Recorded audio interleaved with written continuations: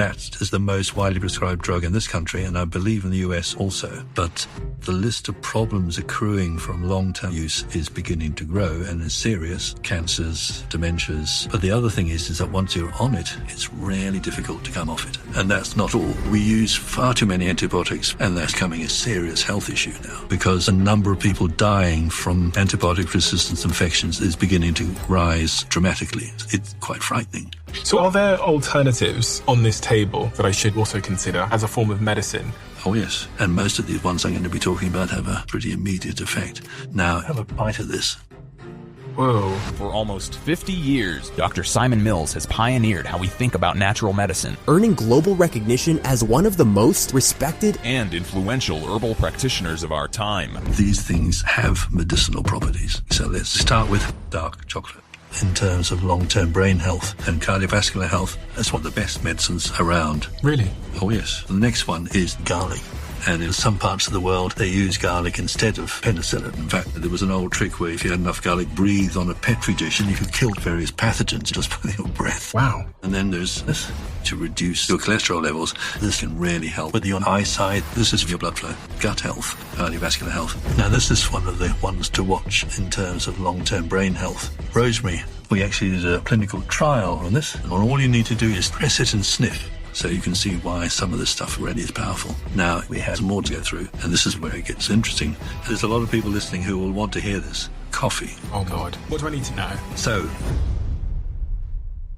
quick one before we get back to this episode. Just give me 30 seconds of your time. Two things I wanted to say. The first thing is a huge thank you for listening and tuning into the show week after week. It means the world to all of us, and this really is a dream that we absolutely never had and couldn't have imagined getting to this place. But secondly, it's a dream where we feel like we're only just getting started. And if you enjoy what we do here, please join the 24% of people that listen to this podcast regularly and follow us on this app. Here's a promise I'm going to make to you. I'm going to do everything in my power to make this show as good as I can now and into the future. We're going to deliver the guests that you want me to speak to, and we're going to continue to keep doing all of the things you love about this show. Thank you. Thank you so much. Back to the episode. Simon Mills, you are a pioneer, by all accounts, in what is called complementary medicine, but you're also one of the most respected herbal practitioners in the world. You've been doing this for more than 50 years. I've actually never spoken to somebody that has a comprehensive understanding of herbal remedies and herbal medicine, so I'm super excited to have this conversation with you today. What is the mission you're on, and why do you think it's important? I think my main mission is to do what I can to help people get stronger.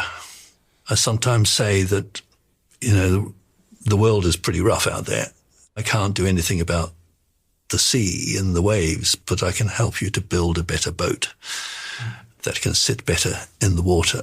And I think people relate to that if they were felt a bit stronger in themselves, they would be able to cope better with what life throws at them. I chose plants because people have always used plants as their primary source of medicine. People have always grown up with plants. They've evolved along with plants. And what I aim to do is to put the old wisdoms into some scientific framework and then make it fit with conventional norms of healthcare. You were a board member of the British Herbal Medicine Association. You're the first chair of the Council for Complementary and Alternative Medicine, launched in Parliament by former Prime Minister Alec Douglas Home.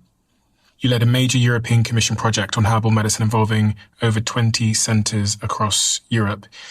You were the secretary of the European Scientific Cooperative on phytotherapy. I was not able to say that word. Which is the polite way of saying herbs. Okay. So it's phyto, plant, therapy.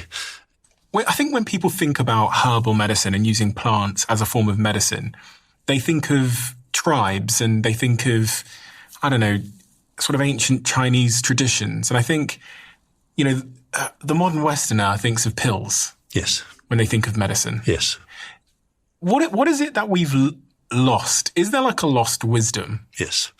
And how did that happen? And what is it we've lost? When we lived in the countryside, when we lived close to nature, that was very much around us. And in every little community, there'd be someone, usually a woman, who would know their way around the plants and would help you out when you had an illness and a sickness. I'm not saying that there's a golden age, but when we moved into cities, we lost a lot. Apart from anything else, we were living on top of each other. We had to drink each other's water. There was a lot of new illnesses, sicknesses, pestilences, and so on that only came in cities. In that world, the herbs couldn't cut it. So we needed stronger stuff. So they started using minerals. They started using things that were poisons. And the original physician's job was to be the only guy who could handle medicines that other people would not be safe to use. And so you got your training to use these much more powerful medicines. And it was thought that the old plant things were too soft and gentle. And so they were generally discarded. And then you develop these medicines into pills because often they were powders anyway. And, then the pharmaceutical industry came in and branded and made proprietary materials from them. And that drifted a long way from just going down to a hedgerow, going into the garden, going into the kitchen and picking up remedies. A lot of cultures around the world still use plants as their first form of medication for a variety of different sort of illnesses and diseases, right? They do, yes. I mean, most do. I mean, if you were Inuit in northern territories in Canada and Alaska, you would probably not have very many plants to choose from. But for most other people, they're surrounded by plants. That's their world. I think, because I'm 32 years old, so I've not really grown up with the wisdom of plants and how they can be used to treat some of the illnesses that I have. From a very young age, I'm taking cough syrup and I'm taking Paracetamol when I have a headache and all these kinds of pills and medicines. But plants were never really a part of that conversation. Yeah. And I guess that makes me think that they don't work, or... That's what most people would now think.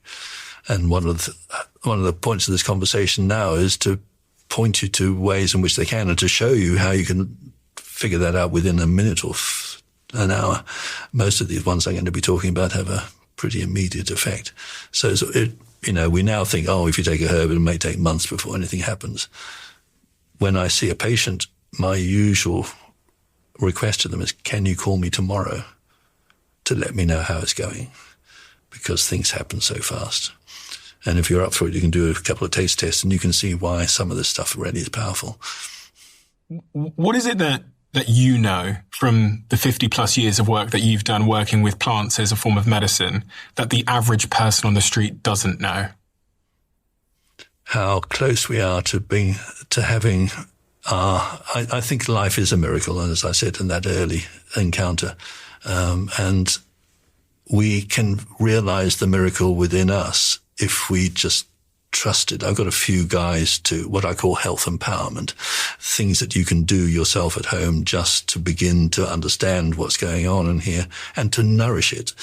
And the plants are in my world, one of the most effective ways of supporting that inner miracle that we have, to nourish our health, to empower us.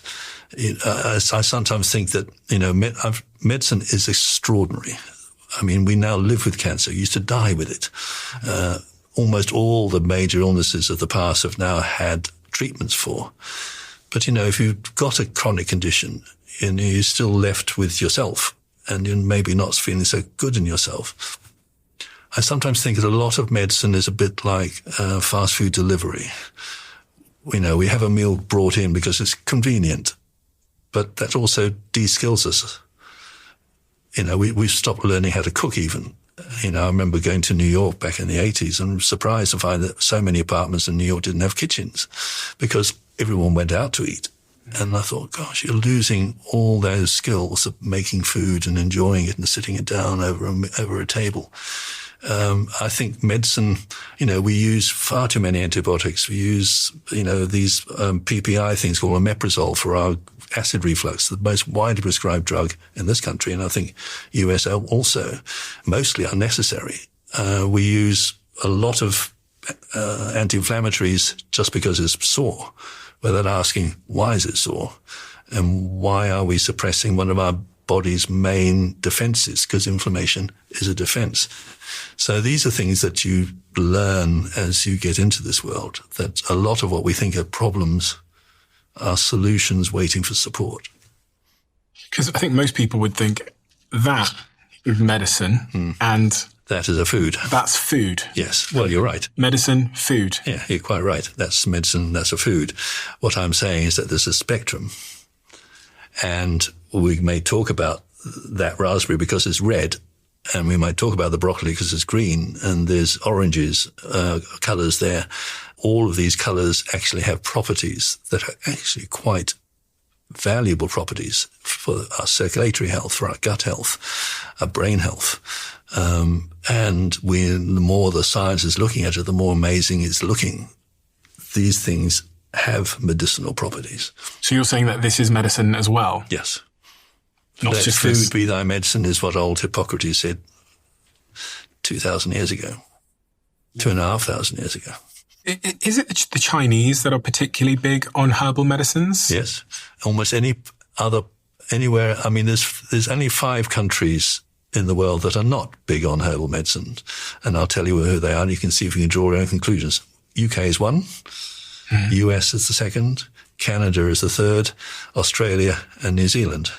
Now, can you think of something that combines them all together? Yeah. They're originally white English-speaking countries.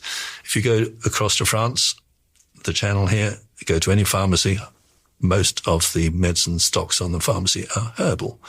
If you go to some parts of Germany, you have to sit a herbal exam to get your license. And further east in the old Soviet bloc, where they couldn't afford the pharmaceutical industry, they had homegrown, primarily plant-based medicines much more widely. Going to Asia, it's the majority by far. And doctors and people working with plants and acupuncture in China work together without thinking about it. And many doctors use plants in their as their medicines. Yeah, how different, because I've never really spent a significant amount of time in China. How different is the perception of herbal medicines there than it is out on the streets of London? They don't think twice about it, is what they grow up with. They, like a lot of people, we would say regretfully, do seem to want to do more things like the West does. So they adopt more Western habits, and as soon as you earn a bit of money, you tend to adopt more Western lifestyles and think that the herbal things for your parents and grandparents. So there's still that trend even in Asia. But they start from a much broader base of experience. Why should anyone care? You know, I have ibuprofen at home. I have medicine that I can have in the cupboard. I have, cough syrups if I get sick. If I get the flu, I have some flu pills that I brought from the pharmacy. Why should anyone care about what we're going to talk about today? I suppose the answer is in my practice. So I see patients 3 sessions a week.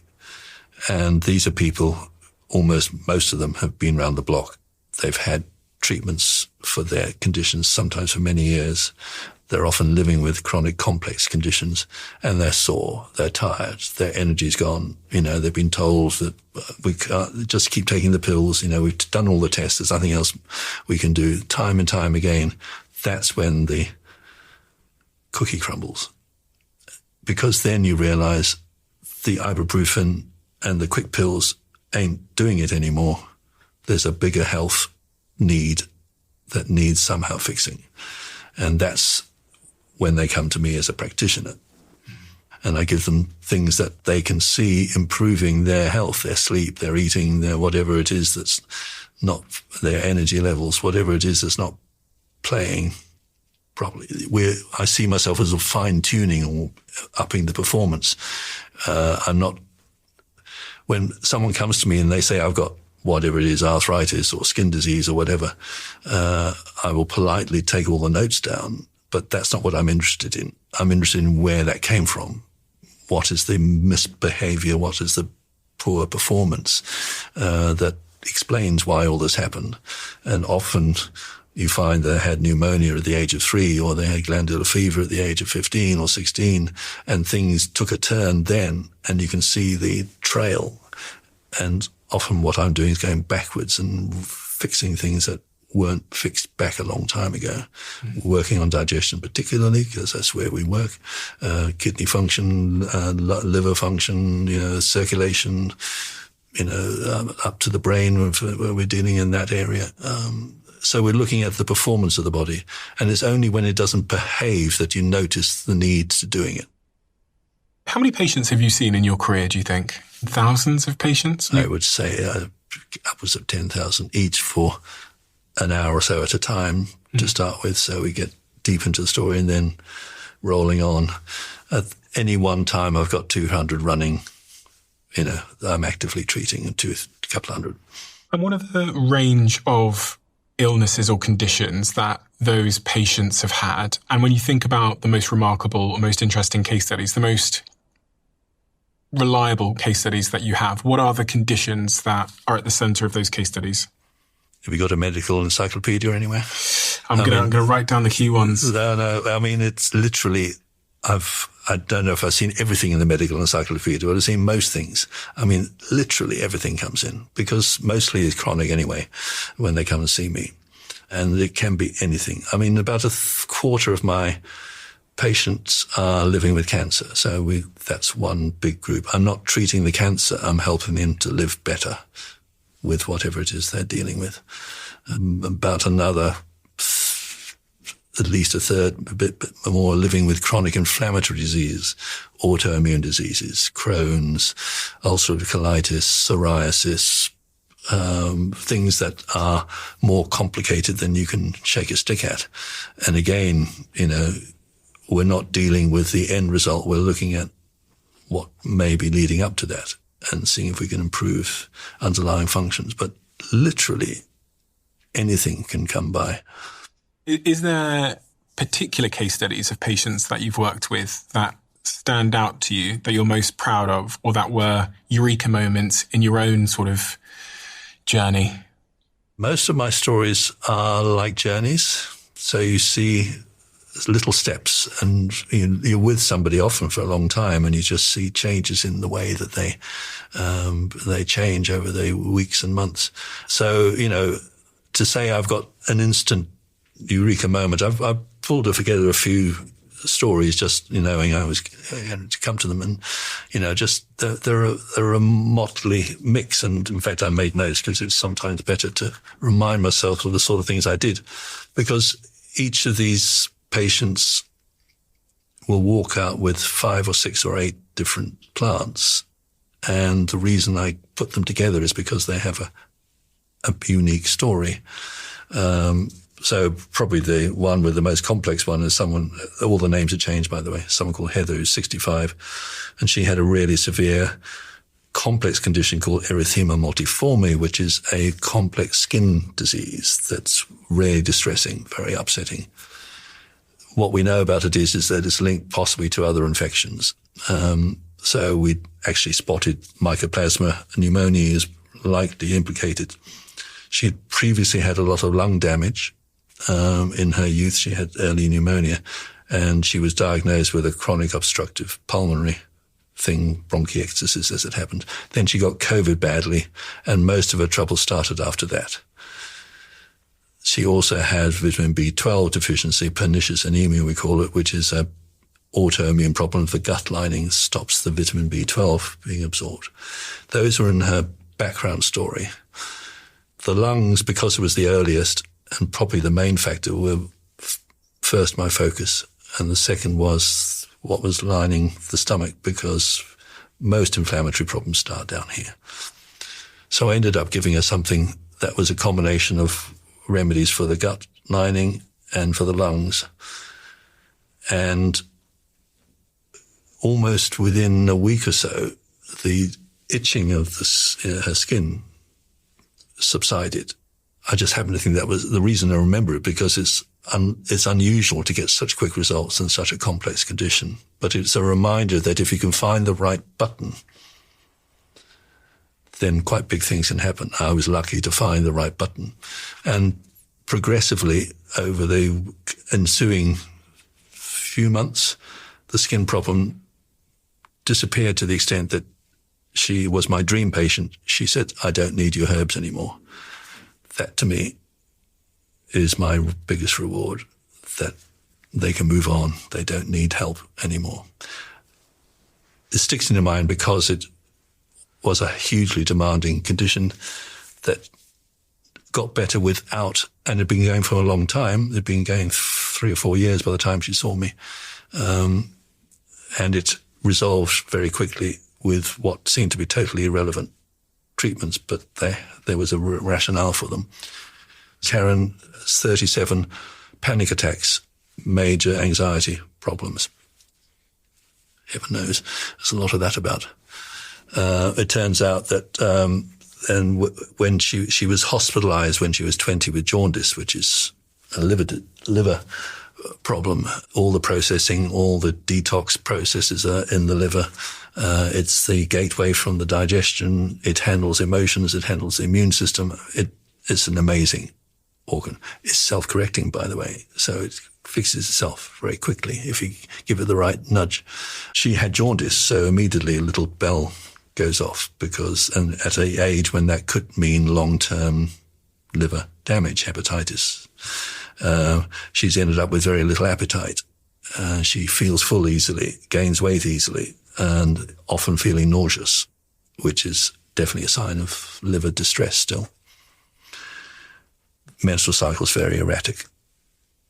She had early COVID, again another big hammer blow.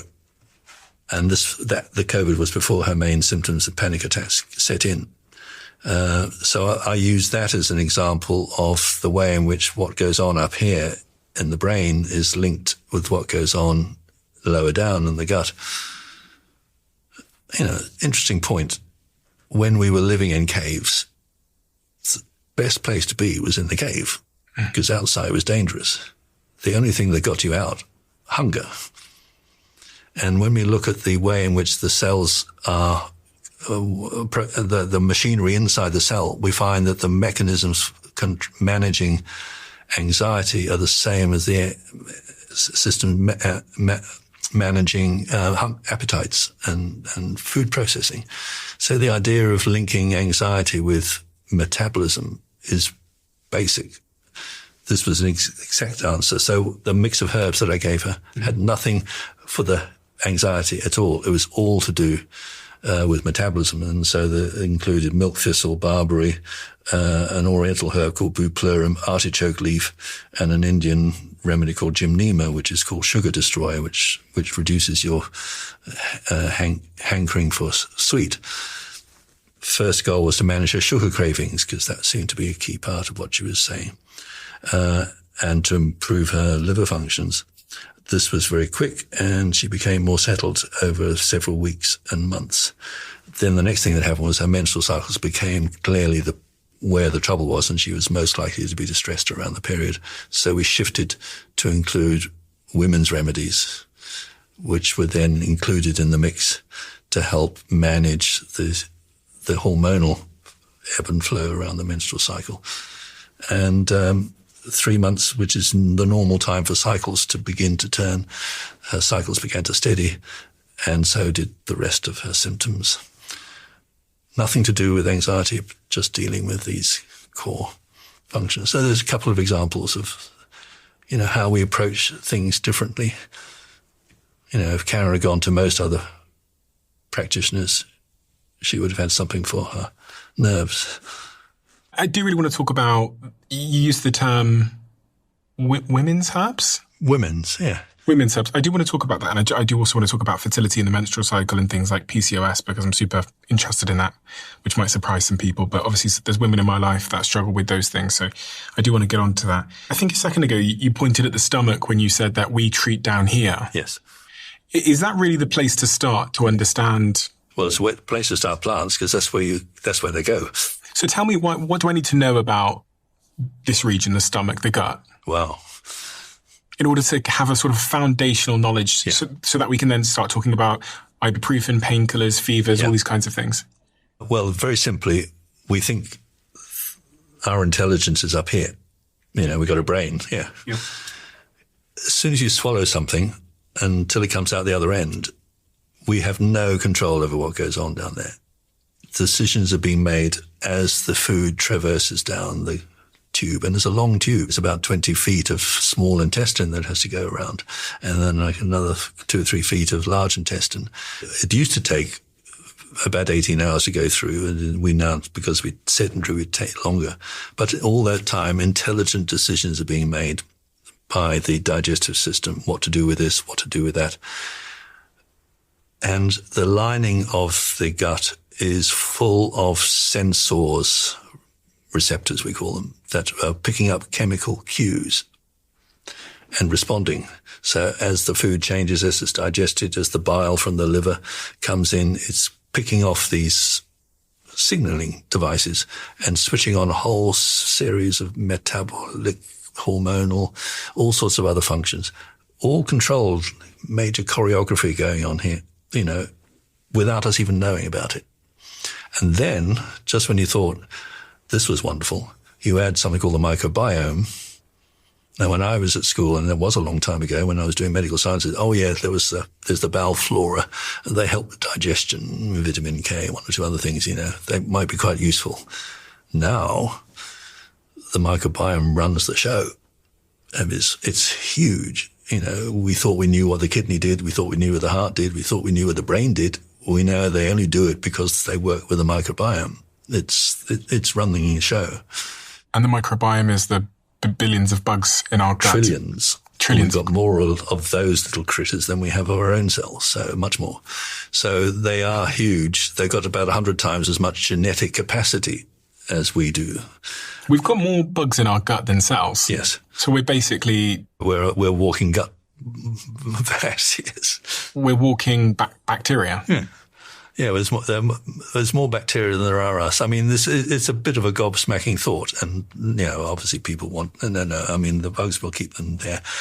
One of the big issues of the day are antibiotics, which we know are becoming a serious health issue now. The World Health Organization and others say very seriously that antibiotic resistance, antimicrobial resistance, as they call it, is the biggest threat we have. Soon going into a hospital and getting an operation will be a real risk because hospital-borne infections are increasingly resistant to antibiotics. We're piling them in to us, but also to the animals that we grow. A lot of them are full of antibiotics. And that means that the diversity of the microbiome is being reduced. We call that biodiversity. There's a biodiversity issue in here. But even with the diminished flora that we have, they still pretty much run the show. And a lot of the fruits and vegetables, particularly the ones with colours in them, actually feed those guys down there and help them to perform better. And one good reason to, as we say, eat the rainbow, just get those colours in. But yes, as you can see, if I start talking about the gut, I'm not going to stop for the next month. On that point of antibiotics, the mechanism is that they kind of kill bacteria, right? So they're killing good bacteria as well in the process often. They have different range depending on the antibiotic, but yes, they will be cutting a swathe through your gut flora for sure, some more than others. I mean, the point about antibiotics, and we did a big project with this, ironically, just before COVID, when I was working with Pucker, the herb tea people. We put a campaign together to find natural approaches to managing antibiotics or reduce the use of them. Antibiotics are useless for anything viral. They don't do anything for a virus. But unfortunately, people with viral problems will still be given antibiotics, mainly by a harassed doctor who just, because they said, give me something, doc. For viruses, mostly you just have to wait for the body to get rid of it. But giving an antibiotic is actually of no use at all. You don't take my word for it. Everyone knows this. And you get NHS, in this country, posters saying antibiotics are no good for viruses. Please don't ask your doctor for them. So for many of these things, colds and respiratory problems, for example, there are many spices. I mean, some of the things on that plate there are particularly good for colds and viruses up here. And so we put that all together in the package and said, we can encourage people not to ask the doc for an antibiotic and use some of these home, easy, free, or sometimes treatments to to use instead of the antibiotics. When you say antibiotics are the most urgent health issue of the moment, I want to fully understand why you think it's so urgent, because we're going to develop a resistance, which means that we're more susceptible to disease. It's already happening, and it's not me that's saying this. These are the guys who look after our healthcare for us, like the World Health Organization, who are really getting close to panic about this issue, because already the number of people dying from antibiotic resistance infections is beginning to rise dramatically. And new antibiotics, unfortunately, there's less financial incentive to develop them because they're often handed out free in various countries, so you don't get the margins back. And the pipeline of new antibiotics is not good. So all you need to do is check on the World Health Organization to get the chapter and verse on that. It's actually quite frightening. I'm on the World Health Organization site now, and I found a definition of antibiotic resistance. It's when bacteria stops responding to antibiotics and is mainly caused by overusing or misusing antibiotics. In 2022, US doctors gave out about 236 million US doctors gave out 236 million antibiotic prescriptions, roughly 7 prescriptions for every 10 people. Studies show that at least roughly 30% of antibiotic prescriptions in the US aren't needed, especially in places like doctors' offices and emergency rooms. In 2020, about 30 million antibiotic prescriptions were given out in the UK. Children aged 0 to 14 made up 3.6 million of those. And in 2023, the World Health Organization declared antibiotic resistance one of the top global health threats and estimated that it is responsible for 1.27 million global deaths in 2019 and contributed to almost 5 million deaths. That was 2019. I can tell you that the figures have risen dramatically since then. So that's what people think. And just on a personal basis, you go and you need an operation, and you know that that's going to involve exposure to hospital infections, which is one of the most serious of them, the ones in the average hospital.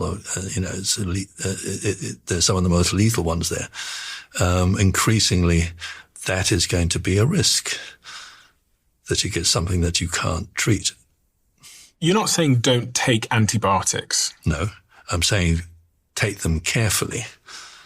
Use them when you need them and not otherwise. And again, it's not me saying this, is most responsible doctors would wish that their patients wouldn't keep asking for them.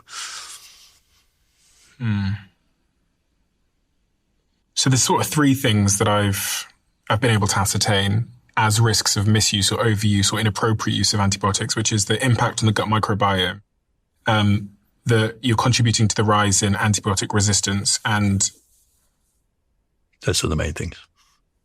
I guess even with the diseases you get, you'll be slower to heal because you're less, if you've got that resistance. That is one of the things that we do see, particularly those who are long-term ill, that they lose some of their healing capacity. And that's so much of the work I do is to aim to put some of that right. And there's links to colorectal cancers? Yeah. Well, that's it, because we're talking about the microbiome, you see. So those are the cancers in the lower gut. And we know that the microbiome is a major factor in how well the gut is. So things like Crohn's and ulcerative colitis and cancer of the bowel, very closely linked to the state of the microbiome. Okay. So are there alternatives on this table or in the world of plants to antibiotics that I should maybe also consider? Instead of just jumping straight to antibiotics for everything that I experience. Yes. If you've got a serious gut or other infection, you may need the antibiotic. So let's put that straight away. But if you've got a cold, flu, virus, a viral problem, particularly the airways, antibiotics will have no use at all, and B, as we just said, they just add to the risk of more. Because every time you take an antibiotic, you're growing a small population of the species of bacteria that's affected who are resistant to that. It's natural selection.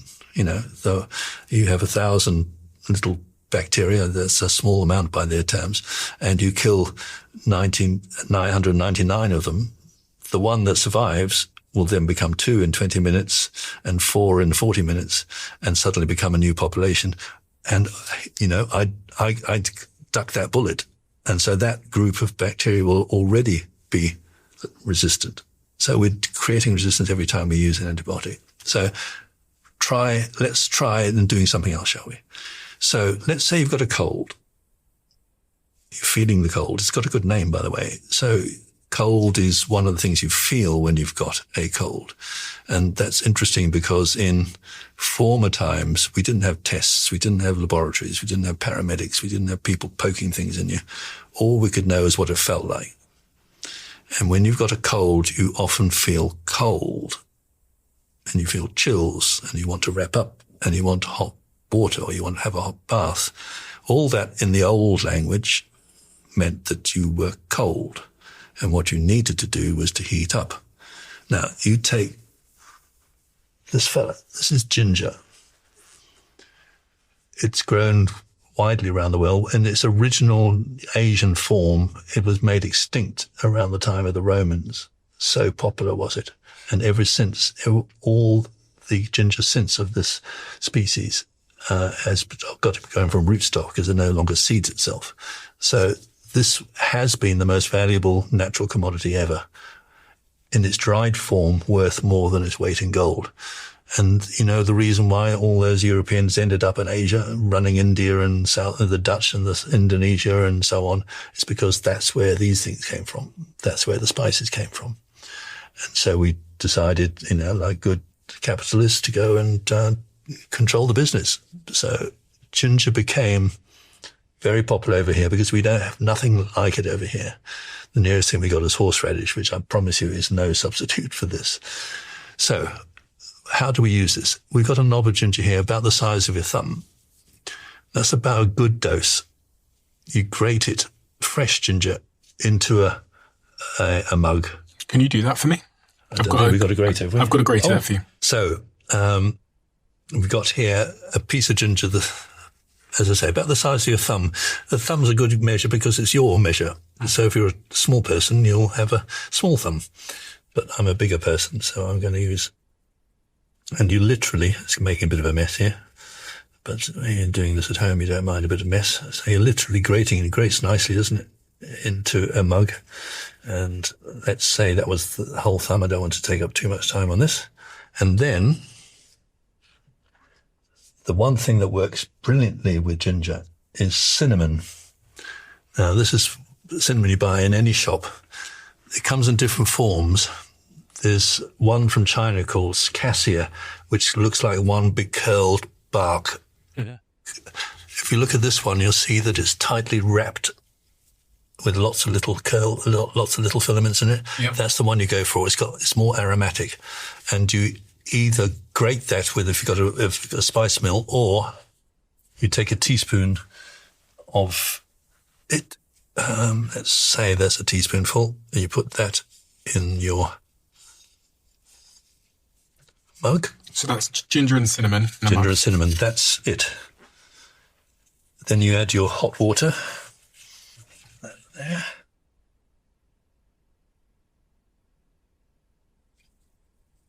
You're going for real, right? Going for the real one. Oh, good on you. At this point, a sieve is useful. Why? What for? Because it's full of bits. And then let's say this is a nice Japanese green tea mug, but let's say this is your mug, and we'll pour a little bit in there. You see all the stuff that you leave behind? Oh, yeah. Okay. And if you don't mind sharing a mug. So what's in here? This is... Just ginger and cinnamon. Just ginger and cinnamon. It's fairly weak. Oh, it is nice, though. It's nice, isn't it? It is nice. Now, can you feel it warming already? Yes, straight away. Yeah. It's really nice. Yeah. Now, you see what's happening there is that ginger is an example of a group of remedies, which includes turmeric, by the way, and that's the other root there. Oh, this that's one here. turmeric. It's normally seen in a yellow powder. We might talk about that later. And black pepper and chilies. We've got a chili here, which when you take them, you think you're burning your mouth, don't you? The interesting thing is that there's no burning. You can actually have full Madras level chili and no harm will be done to your lining because there's no burning going on. What you're doing is you're stimulating the pain fibers. So you've got pain fibers all the way through the lining of the mouth. When you take a hot thing like ginger, it's stimulating the pain fibers and immediately there's what we call a reflex response, which opens up the blood vessels. It's called hyperemia, more blood. And the vessels lining these mucosa, the ones that you just swallowed and including a little bit up in the nasal passages, are opening up. The mucus cells producing mucus will loosen up and you get more runny mucus, which is helping to flush through the grot on the mucosa. And the main thing you feel is the warmth. Mm-hmm. And if you're dealing with something down here in the lungs, you'll actually start bringing up more gunk up the airways. There's a natural escalator that we use the body uses to get stuff out of the lungs. Mm-hmm. That's stimulated. And the mixture of cinnamon and ginger was created, I think, in heaven. I mean, I think there's such a natural complement and anybody can do that. And the point about it is that it's warming.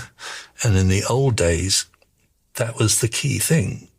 Didn't matter if you had a headache or a joint pain or a menstrual cramp.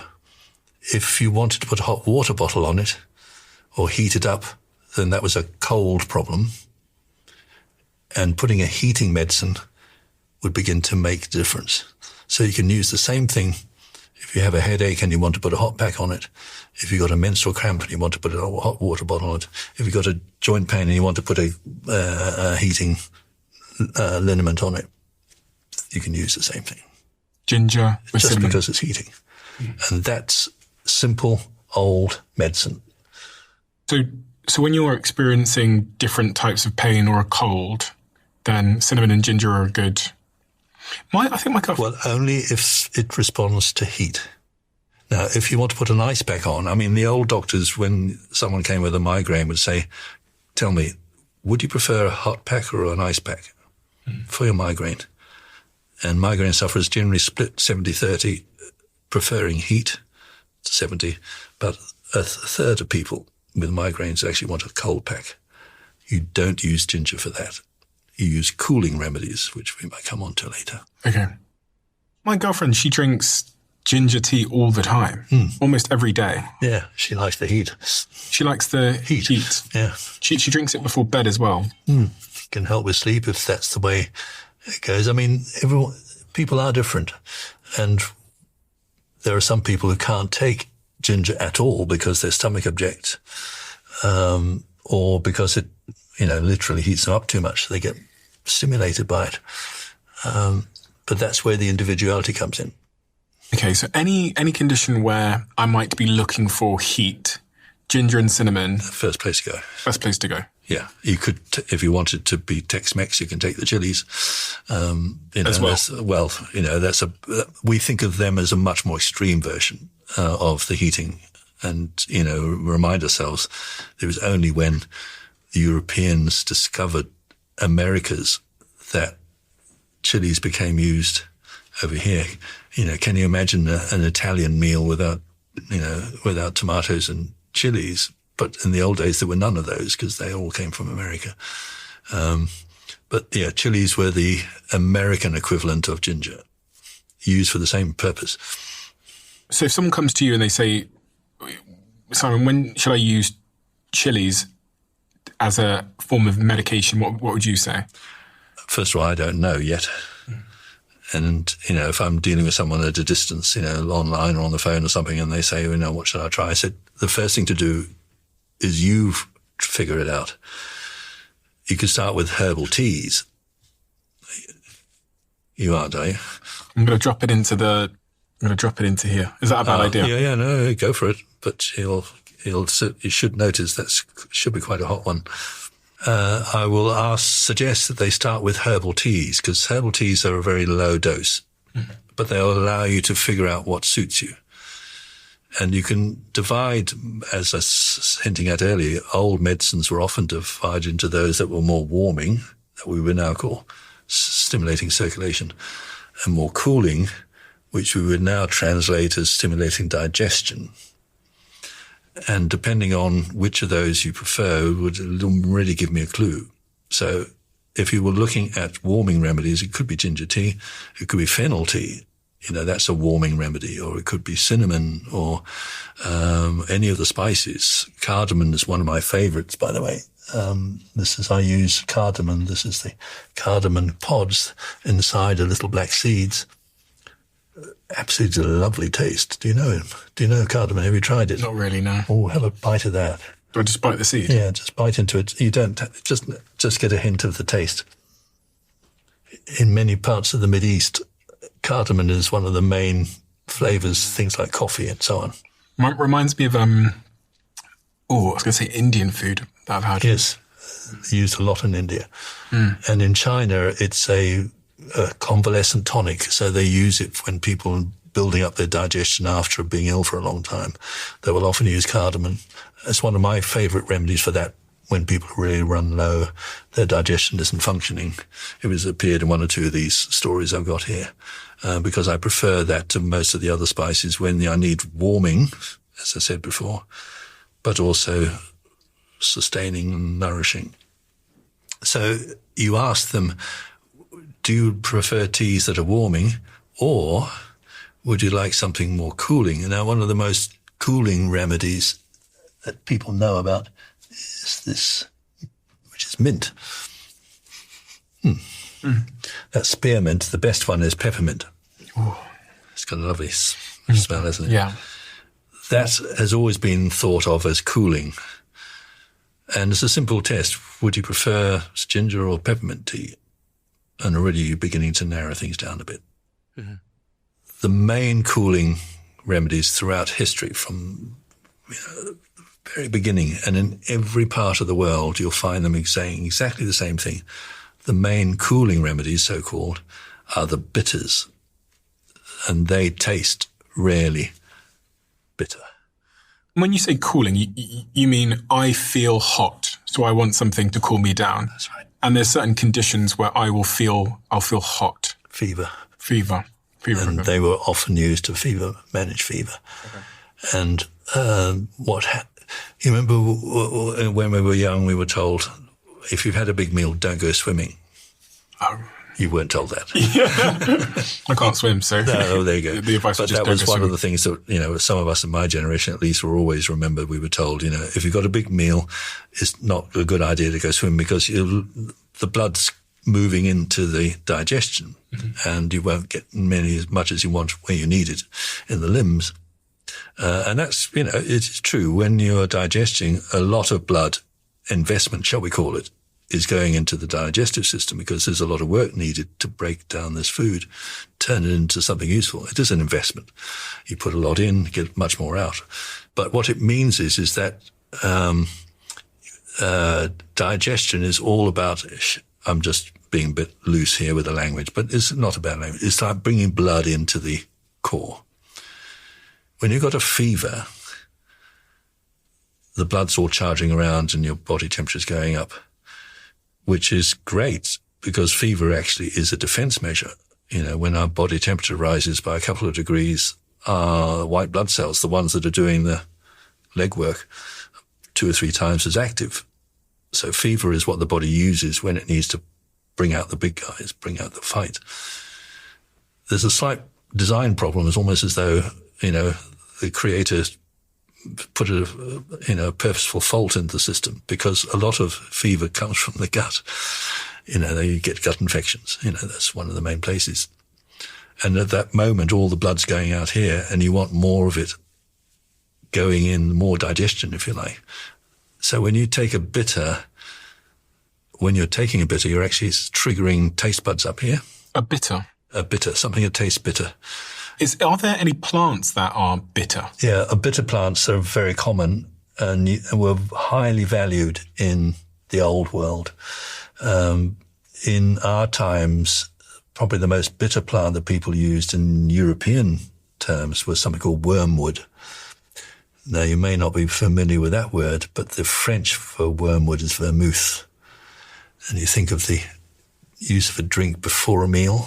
Mm-hmm. The idea was they used to call it an aperitif, something that stimulated your appetite. Mm. So they would use bitters to improve your appetite, and a low level of wormwood would be one of them. Dandelion and burdock are two other bitters, which we now have as a soft drink, particularly in America. And we know that bitters do switch on the appetite, so we sometimes use them when appetite is poor. And, there's all sorts of reasons why you've got a low appetite, but bitters can really help, particularly if you're recovering from an illness. They can help with getting the digestion juices flowing and the appetite up. Because they bring blood to the digestive system. Well, they do all sorts of things, actually. When you switch on these receptors in the mouth, these taste buds, they're hardwired and they produce hormones down here in the stomach that switch on all sorts of things and effectively increase digestive activity, which involves more blood coming into the area. So, yes. Let's imagine you're living in some part of, the desert area in the Middle East. You're eating a sheep or something that hasn't seen a refrigerator and is a bit dodgy, and you think after a meal, you turn to something easily available in that part of the world. It's a plant called Caffea arabica. We call it coffee. You ground the coffee into a sludge at the bottom, pour a bit of hot water, and drink that straight. That's a bitter. So if you ever had an espresso without sugar, that's a bitter. Okay? And that was used as a digestive. In other words, after you're eating, it would help cope with some pretty rough food. So bitters were always seen to be good for your digestion and appetite. And in fever, that actually meant lowering your body temperature. And we can see that happening. It means that some of the anger out here just gets sublimated into digestion. So that was where the bitters got their cooling reputation. We can now laugh at this is all medieval nonsense. But the point that I keep coming back to when I'm seeing patients, I start with that blank sheet of paper. It's because the only test of what these do to you is to take it. And as you notice with your ginger and cinnamon, you don't need long. You've got it there straight up. And, if I give a bitter to somebody, and, someone is really bitter, they will know within an hour or so what effect it's having. If you're starting a business, that means you're one person doing the workload of probably about 50 people. When I first founded this podcast, I had no idea that I was about to step into 100 different roles that I'd never trained for. Things like researching and production and scheduling and branding, all of it, all at once. And this experience isn't unique to me. But for millions of founders around the world, the tool that changes all of that is our sponsor, Shopify. Shopify now powers 10% of all US e-commerce, from names like Gymshark and Mattel to first-time founders just getting started. It's like having your very own design studio, content creator, and marketing team in one, with hundreds of online store templates, AI tools to create product pages, and easy-to-launch email and social media plugins. Behind the scenes, Shopify manages your inventory, international shipping, and even your returns. So if you're ready to sell, sign up for your $1 a month trial at shopify.com/Bartlett. That's shopify.com/Bartlett. $1 a month.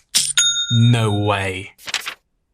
On this point of antibiotics, I've heard you talk about vitamin D, vitamin C, and zinc as a potential alternative to jumping straight from it. Not straight alternative, but in improving your natural resistance, particularly to viruses and such like. Okay. Then there is evidence for both vitamin D and vitamin C, but also zinc as backups in supplement form. That do seem to add to your resilience. in the face of infections. I'm quite concerned because, I've got dark skin, and in the weather that we live in here in the UK, when I am in the UK, I worry that I won't get enough vitamin D. Are these quote unquote supplements important, do you think? What are the supplements that you think are imperative? None. Not for everybody, but there are certain situations. I think vitamin D is a good one, and it's not just people with dark skin that have a vitamin D deficiency. It's pretty widespread in darker countries, if we can call our weather, and that we know where there's not enough sun. Vitamin D deficiency is quite widespread, and increasingly doctors do suggest you have vitamin D supplementation through the winter, particularly. Even just having a 15-minute outdoors with the sun will give you a fairly hefty amount. Do you supplement? Not myself. No, I don't. Haven't spotted a need. But that doesn't mean that I don't recommend supplements to people where there is a need. Mm-hmm. And garlic? We've got garlic. I was wondering if that has an antibiotic role. Well, this is, garlic. What used to be called Russian penicillin, and after penicillin was invented, because some parts of the world they use garlic instead of penicillin, which was hard to come by originally, and it was used in places like the First World War to avoid some of the trench foot and other problems that soldiers would get in those lousy conditions. Garlic, when talking raw now, is a very powerful prebiotic. In other words, it helps the gut flora, the good guys down here in the microbiome. And there's evidence to show a lot of these other ones do as well, but garlic is particularly strong. And when I'm dealing with a disrupted gut flora, a microbiome, I will sometimes refer to raw garlic as a treatment. But you need to do it with a little care, because you don't want to lose too many friends. Why? What's wrong with garlic? Is it pungent? It's the aroma you give out afterwards. So, your friends will be very polite, but they'll rather wish you hadn't. And some people find that it does upset, when they swallow. But I have a little trick, which I call the garlic intensive, which is when everything is down, the gut is in the state, you maybe got a lung infection or whatever, and there's a lot of need for, if you like, an antibiotic type of treatment. Raw garlic, what you do is, and for all sorts of reasons, the Friday evening is the best time to do this because you've got the weekend ahead of you. You take one of those cloves. First of all, on that day, you haven't eaten so much, so you don't have so much on the way. Then you take one of these cloves, you peel it, chop it up, small pieces, and swallow it with water. You don't chew it, just chop it up and swallow with a little bit of water. And wait for half an hour just to make sure that that's okay. Your stomach's okay to go ahead. If it is, take another clove, chop it up, swallow it. Another half hour later, take another clove. And if you start at 6 o'clock, by 10 o'clock in the evening, you've got 8 cloves inside you. 8. And what's that going to do? Well, at this point, you usually go to bed, and I would suggest you go to bed alone at this point because you're not very friendly at this point because you're oozing garlic. The aroma of garlic is coming out of all your pores. Incidentally, it's also coming out of your lungs. And, there was an old trick where you used to be able to, if you had enough garlic, breathe on a Petri dish in a laboratory with various pathogens, and you could kill them just with your breath. The oil of garlic is a powerful antiseptic. But what it's doing in the lower digestion is it seems the good guys down there quite like it. But the bad guys, in the old days we had garlic was, against the devil. And it looks as though the bad guys down there don't like garlic. So just doing that over a weekend can make a big difference to the good guys in the microbiome. And if you've got a low level gut or lung infection, that can be really helpful. But that's, something you can do at home, but you don't want to do that too often. In fact, I would suggest that one garlic intensive is probably enough for most people. So prebiotic effects, it has an antimicrobial properties. Which is it good for pain? Called it Russian penicillin, is it? Yeah. Well, it depends where the pain's coming from. But if your pain is a cough or a chest infection, yes, particularly good for chest infections. Some people do use it for arthritic problems. It will depend on what's causing the arthritis. It's very hard for me to say one of these things will do it for everybody. It won't. It will do it in certain situations. And what we learn when we're dealing with plants is that you're the boss. You find out for yourself. All people like me do is say, well, give this a try. This is worth trying. This is valuable. Why don't you give it a go? How do you think about chronic pain? There's so many people living with a variety of different types of chronic pain. It affects 51.6 million people, I believe, just in the US alone. Yeah. And the most common forms of chronic pain are conditions such as arthritis or migraines or lower back pain or other types of nerve damage. Yeah. Roughly 75 to 85% of Americans will experience some form of back pain during their lives. When I think about this big array of plants that are in front of me and other plants, what is the first place to go in your mind if you're dealing with chronic pain? It depends again on where it is, but let's take joints and back. Where you've got a joint that's causing, and it's because it's inflamed. Yeah. So when you have an inflammation, you add itis to the name of the plant. So this is arthritis because it's an inflammation of the joint. You have cystitis, which is the bladder. You have bronchitis if it's the lungs, gastritis if it's the stomach. So itis tells us there's an inflammation. And mostly with arthritis, it's an inflammation. And briefly, it's because there's junk being dumped on the joint. The joints have got very poor circulation by design because, there's surfaces being pressed against each other. And so the tissue in the joint is cartilage, gristle if you're eating it, which is designed to survive with very poor circulation because, when you've got two things pressing in, there's not much room for blood in there.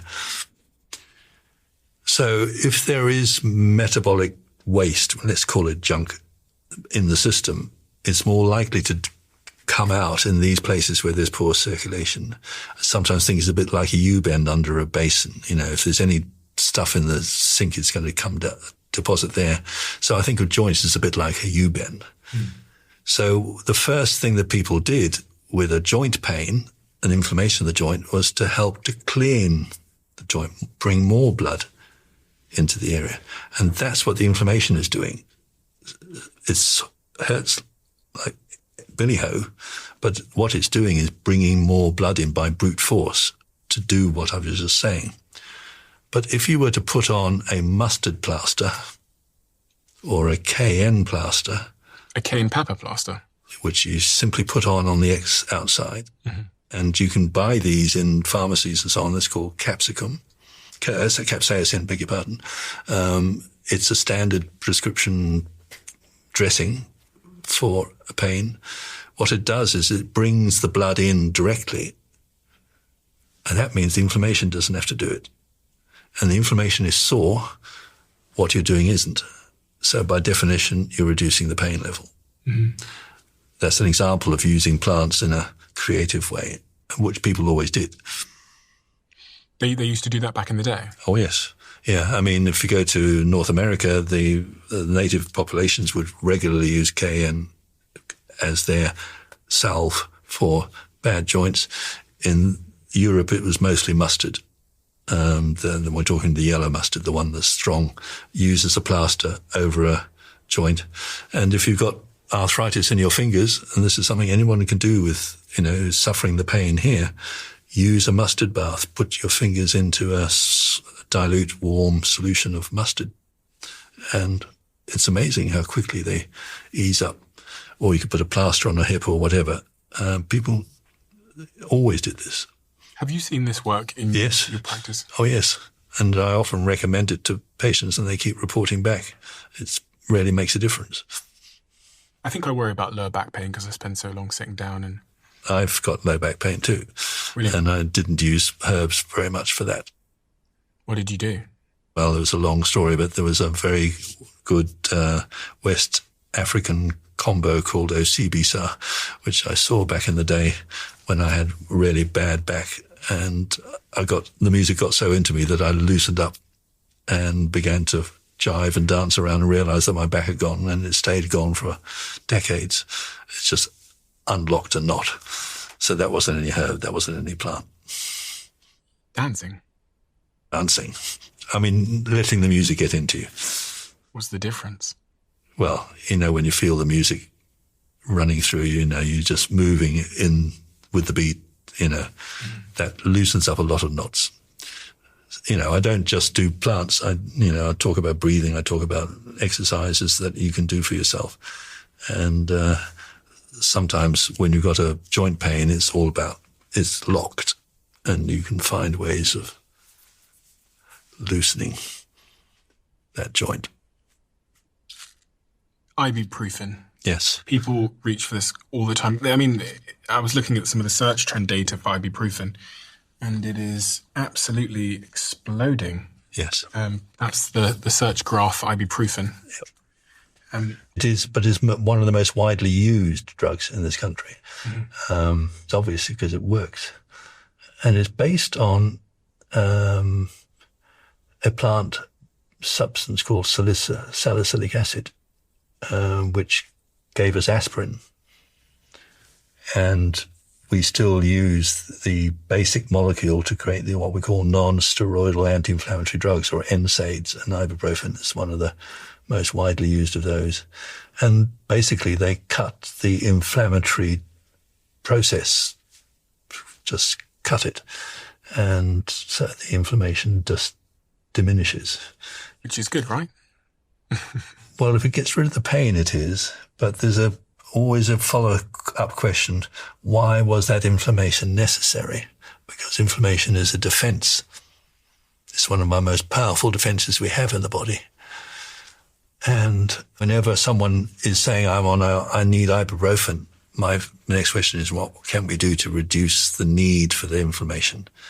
So when I was talking about the arthritis, I was saying this junk, shall we say, being dumped on the joint, can we help to relieve that? Can we go upstream and reduce some of the metabolic strain? People eat sometimes the wrong food, and sometimes increases arthritis. You can improve your arthritis by switching to more plants very often. But there are other things that we can give that seem to help reduce some of those pressures. But the pain might be somewhere else. It might be linked to a full-blown disease, and in that case, using anti-inflammatories is the only thing you can do. But if there is a way in which we can help reduce the need for that inflammation in the first place, I would much prefer to do that than just suppress a natural defense. We tend to think of inflammation as the enemy. We do, and I think we're wrong. We think of it as the disease itself. We are wrong. It's the consequence of a problem, and it's inflammation itself is a healthy response. It's when we bring out, I sometimes use military language here, and there's a bunch of white blood cells that I liken to Marines. These are guys who, when they're working well, they just go in and do the job. They don't sort of figure it out. They don't ask questions. They just go and do the job. We've got a whole bunch of white blood cells that are a bit like that. We call them neutrophils, and there's various others of that group, and they just go in and whack them. Inflammation is bringing those guys out faster and harder. So we're bringing in more of the Marines, if you like, to finish the job. What's wrong with that? That's what we want to do. It happens to be sore. Then if they don't do the job and the junk or the problem keeps piling in, then the Marines become the problem, and then we use the ibuprofen to shut them up. But as I said, there's always a question, why are we, what's the consequence of stopping this internal cleansing process that is so important? So inflammation is not the enemy. Inflammation is the defense measure that can sometimes overstay its welcome. I had an injury in my ankle a couple of months back because I pulled some of the ligaments down there, and my ankle swelled up. And I was getting conflicting information from people about the inflammation because I had this big football game coming up for this charity match called Soccer Aid at Old Trafford. And I had one of my physios telling me to apply the ice thing and take anti-inflammatories. And I had another one telling me something else about the inflammation, that actually I didn't want to combat the inflammation because it was doing its job. And so it's quite difficult to navigate whether one should let inflammation stay or if I should be taking anti-inflammatories or ibuprofen. Well, if you've got a match you sometimes need something just to get you match fit or match acceptable. But if it's a short term, we call it acute inflammation, then overwhelmingly the advice is don't suppress it, because in the short term, we get a cut, get a bit of dirt, it gets swollen, maybe a bit of pus and so on. And after a while, it sorts itself out. That's this miracle I talked about earlier. The body heals itself all the time. That's inflammation doing its job properly, cleaning out. The Marines go in, clear all the stuff out, back to their barracks, back to normal. That's great. It's only if, as I said, the junk keeps piling in and the job doesn't get finished. We call that chronic inflammation. That's when you sometimes need a bit of help. And chronic inflammation is often caused by something further upstream, yes. Right? So you try and think about what's causing it upstream. Exactly so. And what tends to be the perpetrator upstream? The gut is where most of these things begin, because when you think about it, that's where we take most foreign material. Almost all of it has to be dealt with by the gut. So that's where most of our immune system is. We talk about the immune system, but, the majority of the immune system is a few millimeters away from the lining of the gut, because that's where the action is. That's where all the foreign stuff is. So if there's a disruption there, that's the first place to begin, because it's usually the best place to begin. And if we add what we talked about, the microbiome as another big factor, then there's plenty to work be done with down there. So if there's a chronic inflammation, I will spend a lot of time looking at what might be going on down there. And what's the typical suggestion if it is a gut-related problem? Well, the first thing to do is to get the best food you can down there, which is mostly plant-based. There are exceptions to that. But if we're looking at restoring your good health down here, the gut does seem to like plants at this point. So we talk about, having a wide range of plants. The current advice from one or two people is that you would aim to have 30 different types of plant per week, just to get the diversity, because we don't know which one you need. So why don't you give as much difference as you can? And, people think you can't afford to eat healthily. All I would suggest is that you go and travel to somewhere like India or anywhere in Asia where they eat pretty much a lot of plants, mostly plants, for pennies. You can make a healthy meal if you know how to cook, by just mixing some of these the dals and the root vegetables and the other vegetables easily mixed together. A few spices in there, absolutely delicious, and your gut and your microbiome will be jumping with glee. You talk about eating your rainbow. Yes. What does that mean? It means as many colors as you can fit in, literally, because each color is produced by a constituent of plants. Many of them we call polyphenols, which we know have a range of effects on all sorts of mainly on the microbiome again, because they're all in different ways prebiotic. They all help good guys prosper down there. But then after the microbiome has processed them, which is interesting, the microbiome is critical for processing polyphenols. They don't get absorbed unless the microbiome breaks them up already. So the benefits of the colors depend on the good guys down here.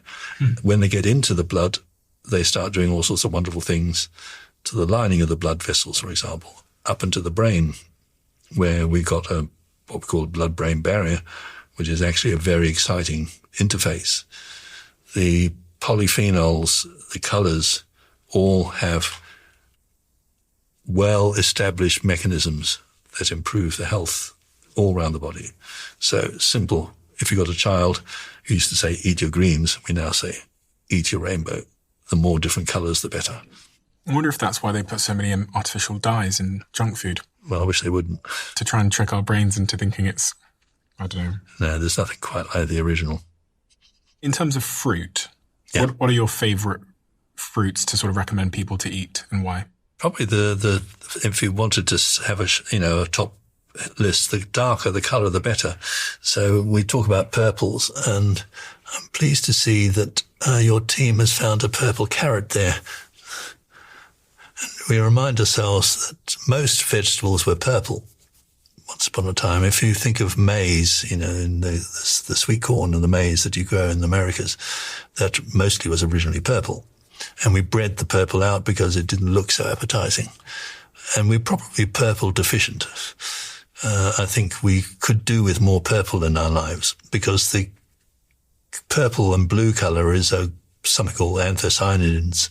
These are types of polyphenol, and they're particularly powerful, particularly with the blood supply. And we're talking about things like eyesight and brain health and circulatory health, blood pressure control, and all those sort of things can be improved just by having more purple in our lives. So we've got beetroot, that'll do. We've got the berries. Red grapes are probably more. We've got the red grapes here. That's got more of these than the yellow that the grapes do. So I would start with the reds and purples. You said you think we're purple deficient. Yeah. I mean, just think of something interesting to say, but it's probably something in that. And in terms of vegetables, what are your favourite go-to vegetables that you'd recommend I eat? Start with the roots, the root vegetables, the carrots, the beetroots, the parsnips, the various other root vegetables out there, not all of which are people's favourites, but they have fibre, sort of starch in them, which is particularly prebiotic. And some of the most powerful prebiotics are the root vegetables. So those are definitely worth having. The greens, obviously, and broccoli. And interestingly, I found a purple one, which is easily enough to get. So, you can get the purple or the green. Obviously there's a value in the purple there. But any broccoli, any of the cabbage family is full of all sorts of other ingredients, that have their own benefits in all sorts of ways. Metabolism, gut, hormonal, blood supply. So greens, roots, and the big one in most people's lives are the grains, wheat, for example, but cereals, lentils, dal, peas and beans, all of these have their own benefits, particularly for the microbiome. Again, I don't know exactly what even I need, let alone what anyone else needs. So the best thing to do is to have as much diversity as possible. What is your diet? It's a mix. Vegan? Do you eat meat? Yeah, I just have a broad range of what most humans have eaten, which is a mixture of things. I do, obviously, many of my patients are vegans, and you can live quite well with them. You have to add a few extra things just to cover your back on a few areas, but you can live perfectly well, at least when you're a grown-up, an adult, on a plant-only diet. But, who am I to say that an Inuit in the Arctic who never sees any vegetable ever and only lives on, traditionally, only lives on seal and whale meat and blubber, is any less healthy than someone in Thailand who lives only on rice and vegetables? We can cope with all sorts of variety of foods. There isn't one food for everybody. I think we were discussing before we started recording that I'm currently on a ketosis diet, the keto diet. Keto diet, yes. Which basically means that I'm extremely low carb in my diet. Yes. Basically consuming no sugar. Yes. What do you think of the keto diet? What's been your experience with it? It can be, and I think you're one of those that would get a lot of benefit from it. And because sugars are, they're in a lot of vegetable material. And of course, unfortunately, we have sugar now as an added, to our diets. They tend to slow down various parts of your metabolism. They tend to make metabolism a bit more like hard work. And so if you take those out and some of the more sugar producing carbs, then you're freeing up a lot of energy. So a lot of people on keto diets find that, they're sharper. That's probably what you do. But there are potential downsides. Interestingly, the first thought was, well, that can't be very good for your microbiome because they rely on vegetable material to a large part. But when we've looked at the microbiome of after keto diets, it's actually, there's some good guys that re-emerge with a keto diet. So it's a mixed bag. The only thing is that when you don't have as many plants in your diet, then there's slightly more strain on things like liver and kidney function. So someone who's taking keto for a long term, it's always a good idea to check that they're okay. And some of the more long-term concerns have been around kidney, because if there's a lot more of the animal-based material in food, then can be more hard work for the kidney. So it's always worth checking that those functions are doing well. But I come back to the point, there is no one size fits all. We are omnivores. We're designed to eat almost anything. My girlfriend, she's doing keto as well, and she noticed that her menstrual cycle became more regular. Yes. Which she was shocked by it. And she's really done a lot of A/B testing over the last couple of years. And whenever she's in a ketogenic diet, very low carb, very low sugar diet for 6 weeks, she was shocked that she could predict the day when her period would come. And outside of that, sometimes it's really varying. Yeah. Well, there's a very good point about keto. One of the most effective things that keto does is it reduces insulin resistance, which is something that most of us suffer as we get older and larger, as we get through our life. Insulin is the hormone that packs sugar away into the tissues and into the liver. And thank God, because if we didn't have insulin, we would have diabetes. Insulin resistance is growing, and that leads to diabetes increasingly. And so diabetes is, in most parts of the world now, is becoming another big health issue. And it's mainly because we have too many carbs, too much sugar in the diet, because whenever we eat sugar, particularly sugar, there's more work for the insulin to do, so it gets more likely to get run down and tired. When you're on a keto diet, it's been observed that you get more insulin sensitive. So in other words, insulin works better. So you can reverse early stages of diabetes by switching to a keto, for example. Now, interestingly, many menstrual problems are linked to insulin resistance. And there's something called PCOS, which affects quite a lot of women now, in which the ovaries basically produce more hormone-producing cysts, polycystic ovary syndrome. And that is increasingly linked with insulin resistance. So it affects people who are more likely to be in the pre-diabetic phase, or putting on weight and that sort of thing.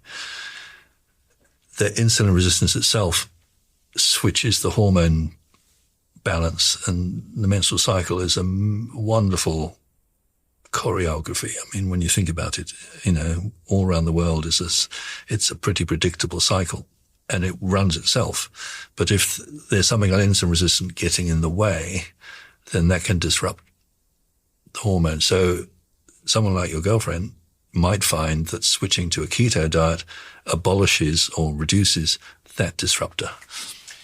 Yeah, I was just reading some stats on that. It said that 80% of women with PCOS have some degree of insulin resistance, even those who aren't overweight. And my girlfriend does have PCOS, which she's talked about publicly before. So it's no surprise that when she comes off, she takes sugar out of her diet, her menstrual cycle seems to fall back in line. And I think there's also links to insulin resistance, PCOS, and I guess ovulation and fertility. Yes. It is so.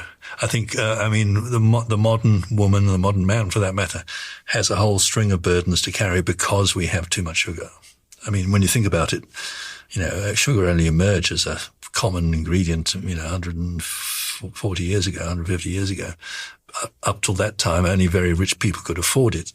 Then we had the industrial sugar production, and a lot of slaves over in the Americas producing vast amounts of cane sugar.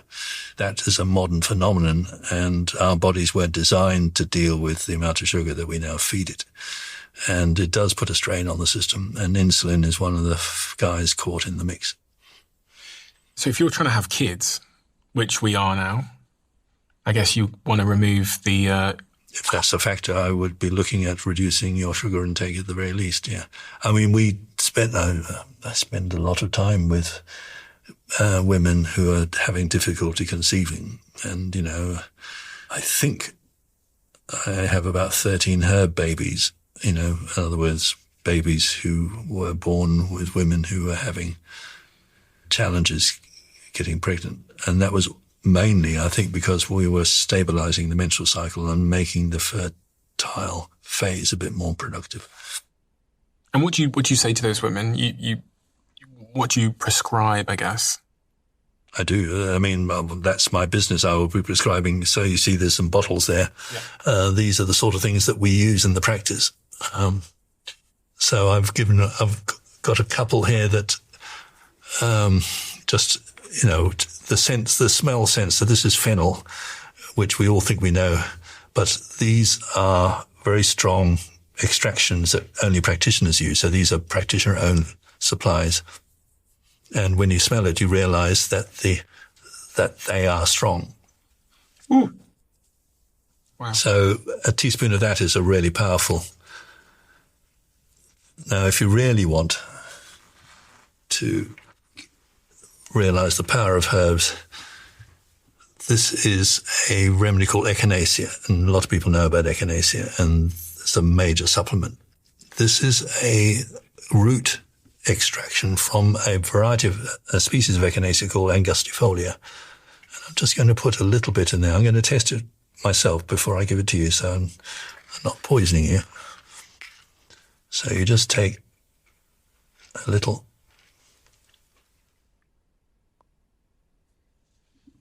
Do I put it on my skin or? Put it on. Or did you want me to shot that? Just lick it. Whoa. Wow. So these are the sort of things, this is just a particularly striking example of the sort of things that we use in the practice. And so some of the women that come to me, for example, with fertility or menstrual problems, will go out with a mix of herbs drawn like this from about 100 or so different plants that I have on the shelves. And they are often, as I said earlier, remedies developed by women. And incidentally, North America is a prime site for some really powerful women's remedies. And interestingly, when you look at them, you find they contain plants equivalent of steroids. They're not steroids, but they seem to interact with our own hormone mechanisms. Some of them were particularly good at retiming the menstrual cycle, and the one or two that were particularly warned women should not take unless they wish to be pregnant. So effective were they? What's that doing to your tongue? It's still right on the edge of my tongue. It's like it's more. So basically, for anyone that can't see what we're doing because you're listening on audio, he put a little drop of this solution, Echinacea, on my finger, and I licked it off my finger. And at first, I was like, there was this sort of taste journey, which was like, interesting. It kind of tastes like Maggi seasoning, some kind of food seasoning. I'm now 60 seconds later, and I can still, it's like got more intense. It's a bit like fireworks going on. Yeah, it's like fireworks going off in my mouth. And all it was a little lick of it. Now, you see, what we use that for is for infections or problems of the mouth and the throat particularly. What's it doing? Well, you have to use a bit of unscientific language here. But remember I talked about the Marines, the guys who do all the battling for us. A lot of them hang out. Their barracks are in the throat. We've got tonsils, we've got adenoids, we've got the glands that run down our neck here that sometimes get swelled up, if we've got an infection in this area. Yeah, you have to take something to take the taste away. I can't get the taste out of my mouth. It sometimes gets in the way of talking as well. Yeah. And I was hesitating before giving it to you. Didn't want to stop you in your steps. But what's that tingling? Cut, as I said, a rather confusing story short. Those are constituents that almost seem to talk directly to those white blood cells and make them more active. Mm-hmm. And so Echinacea, in that form particularly, works primarily on the front line, shall we call it, of our immune system. These battlers that sit up there. And so often that's where you want to start the job. And you might have an infection somewhere else in the body. But if you can work up here with these guys, you can kick off all sorts of benefits. And as you've just discovered, it doesn't take long. No. So who should be thinking about Echinacea? Certainly if you've got an upper respiratory problem, and you do need to get that tingle if you want to get that particular effect. I mean, you can have Echinacea in other forms, pills and tablets and so on, and there are some which don't have that tingle factor. They've got other elements to it. But for the tingle factor, it's anything to do with an infection that has a link to what's going on up here. And that could be for lower down in the gut as well, because our gut begins up here as well. But it could be a sinus problem. It could be a middle ear problem. It could be a throat problem. It could be a gum problem.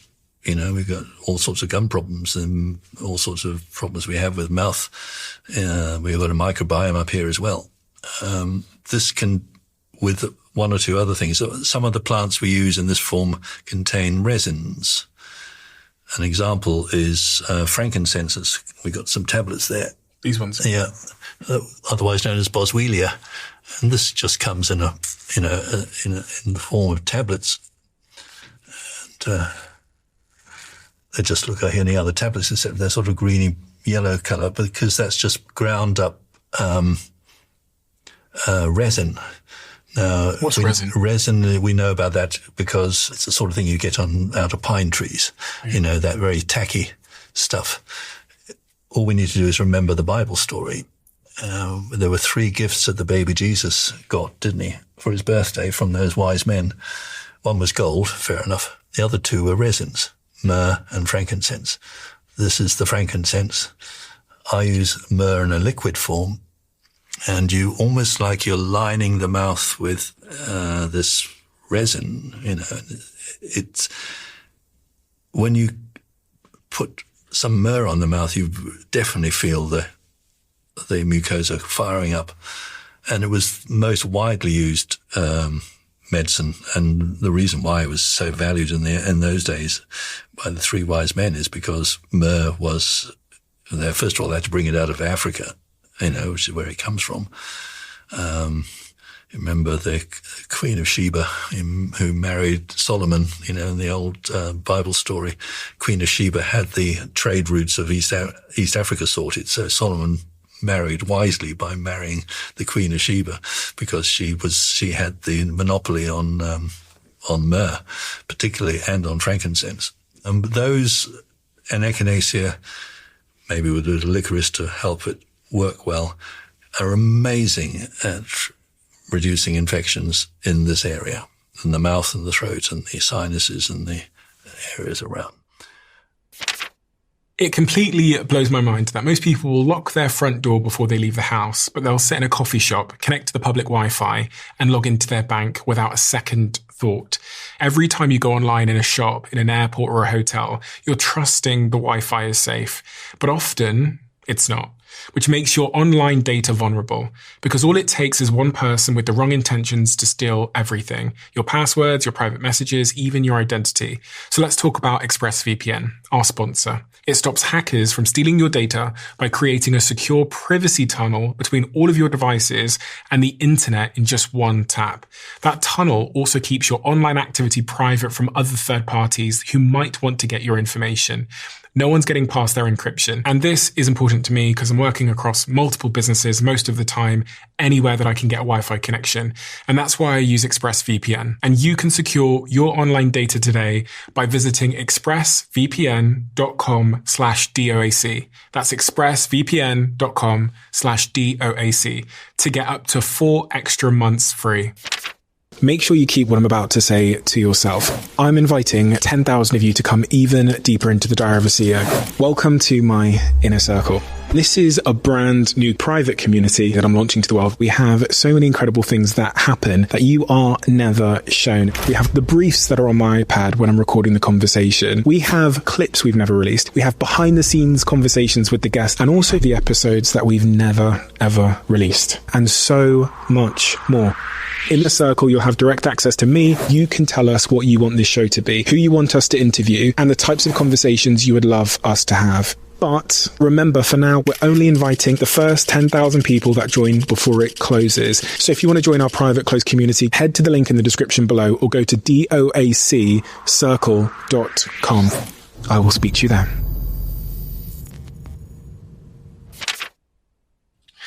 Do you think that things like water fasts, people are doing a lot of these sort of water fasts and these sort of 7-day prolonged fasts are effective medicines? My usual answer when I'm faced with a question and or someone needed an answer from is to think back a bit. What did humans evolve to do? And when we were hunter-gatherers, which, was 300,000 or 400,000 years, we were hunter-gatherers. And what we're doing now is a tiny. But we evolved to eat intermittently. When you're a hunter-gatherer, there are times when you're not eating at all, especially off-season, and you get very hungry, and then you eat a lot, and you have a big feast.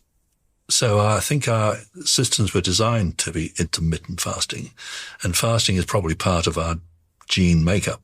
That's what we were, in a sense, meant to do. So the fundamental principle of fasting is probably right on.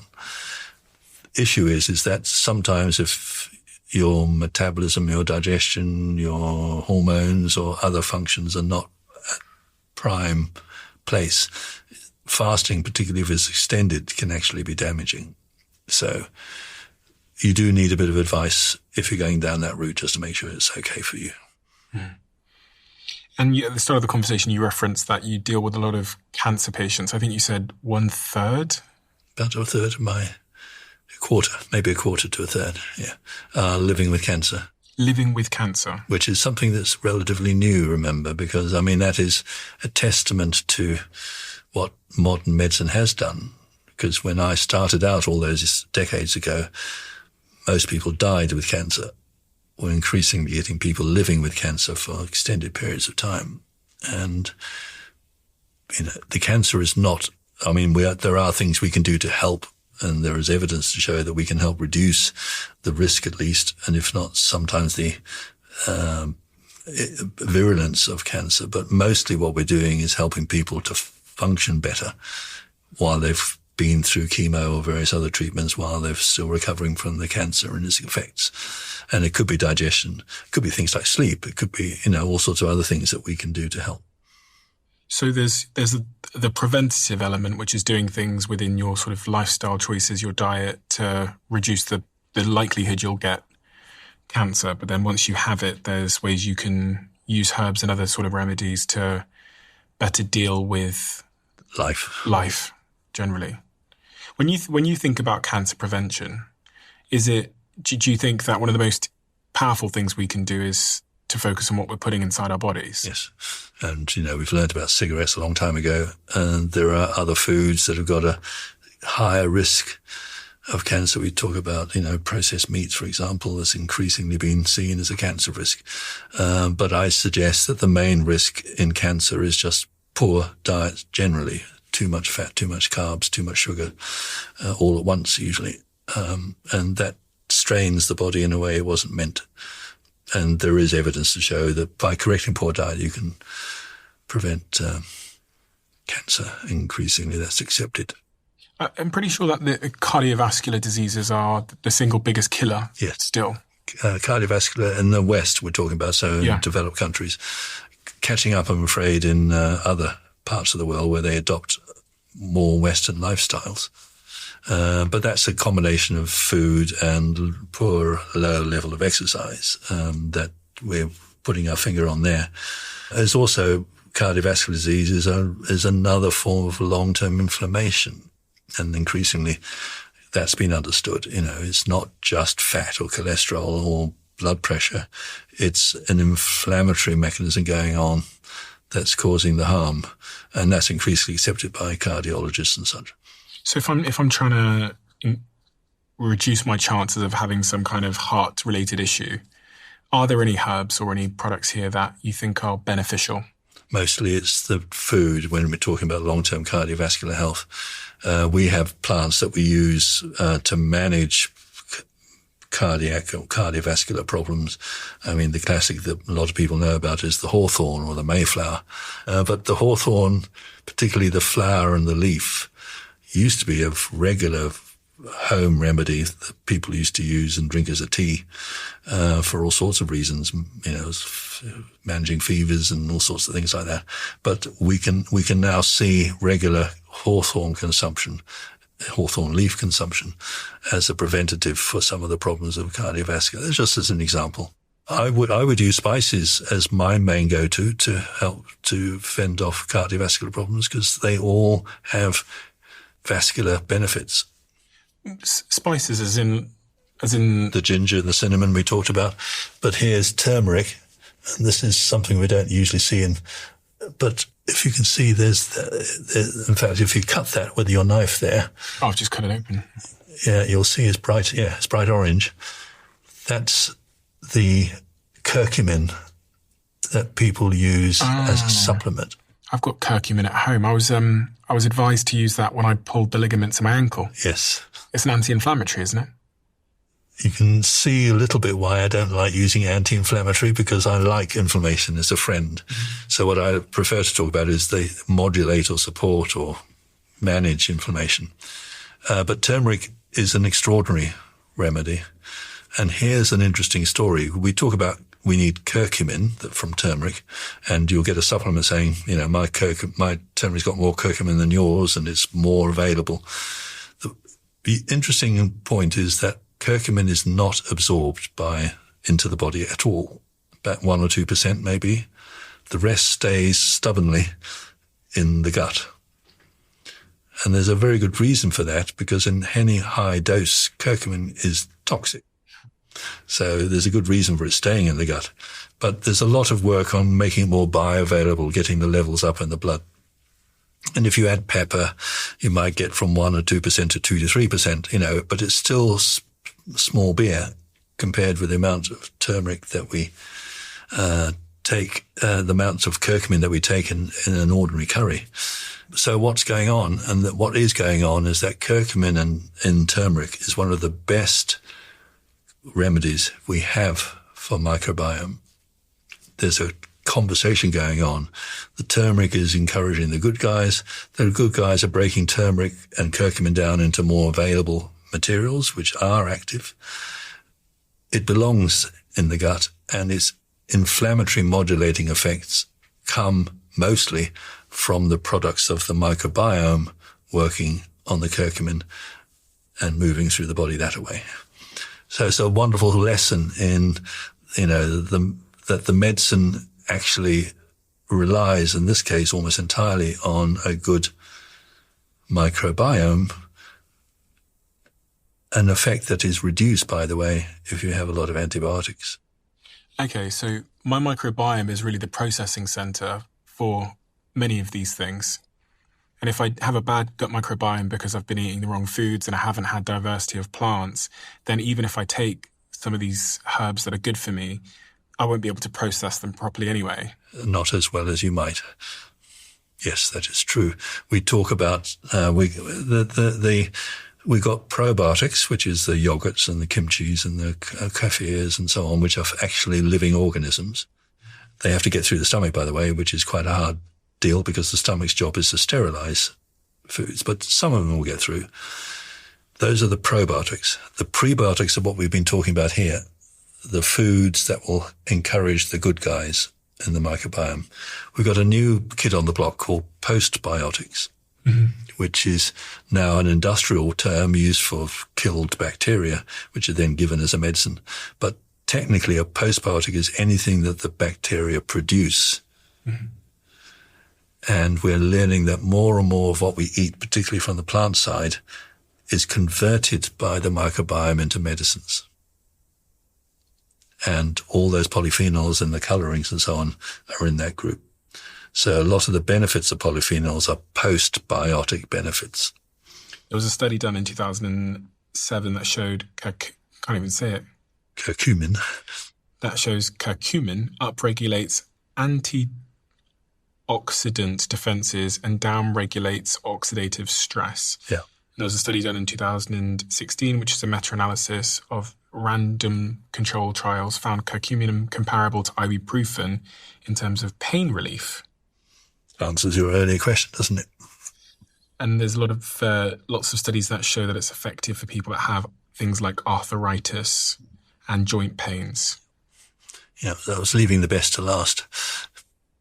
Yeah, there's a lot of work on curcumin and turmeric. As I said, a lot of people get confused because they think it only works if you absorb it into the blood. And I'm saying that actually you don't.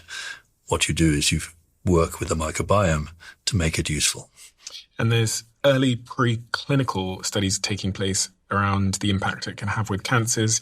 And there's promising but early studies showing the impact that curcumin that comes from turmeric can have on brain health. Yes, well, that's definitely a big story. But just on when you say preclinical, that usually it does mean laboratory. So that's A, test tubes, and B, rats and other animals. Mm-hmm. None of those tell us what happens when we put it in a human.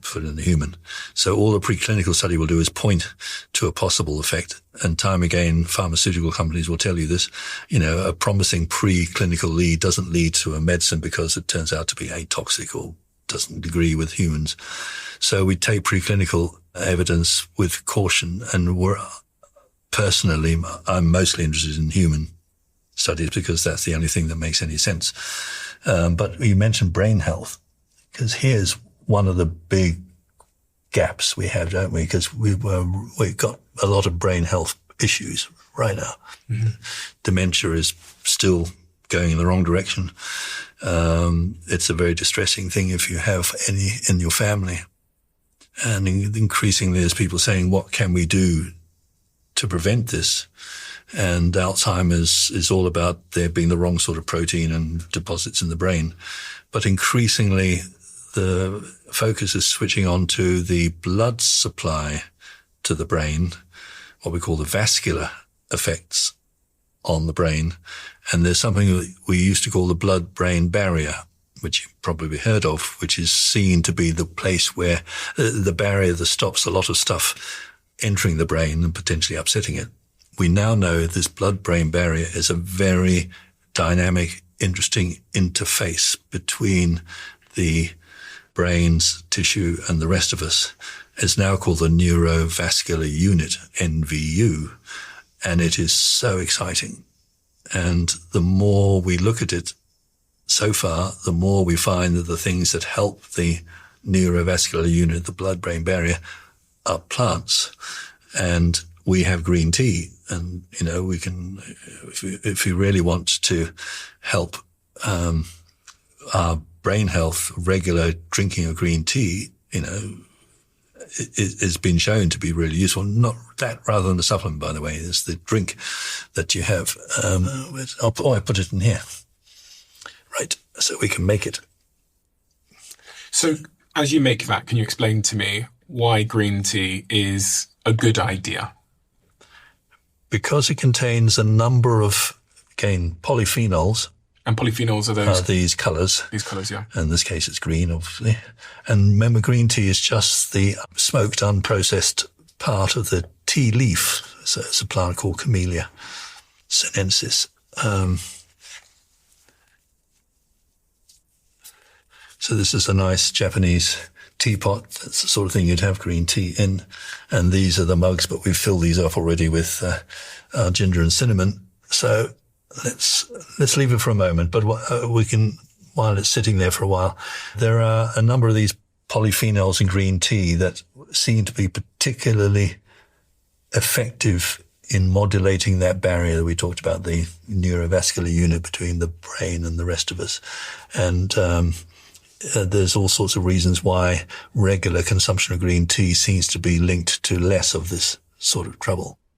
What sort of trouble? The dementia-type problems, the cognitive decline as you get older. Do they find that in cultures where they drink a lot of green tea, they have less dementia? Yeah, but that doesn't mean there's a cause and effect. Yeah. So you need a few other things to establish that. what we're finding is that other plants have very likely powerful effects in this area. And I mentioned the rosemary. Now, all you need to do to appreciate rosemary is to press it and sniff. Oh, it smells so good. Really nice. That's not just nice, because what you're doing there is you're inhaling volatile oils, the things that give the smell.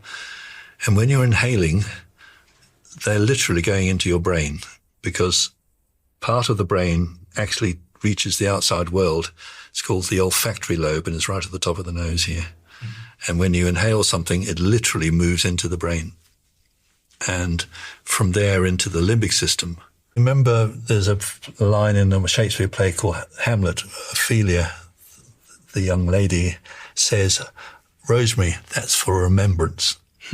Because everyone knew that this improved cognitive functions. And when I was working on our campus in Maryland, we actually did a clinical trial with rosemary in people struggling with their crosswords, as they get older, and found that although it wasn't a conclusive study, there were pointers to it improving cognitive or performance in those people.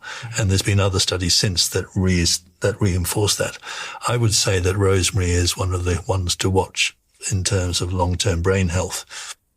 There's another remedy called ginkgo that a lot of people know about, which there's used as a prescription medicine in Europe for cardiovascular problems.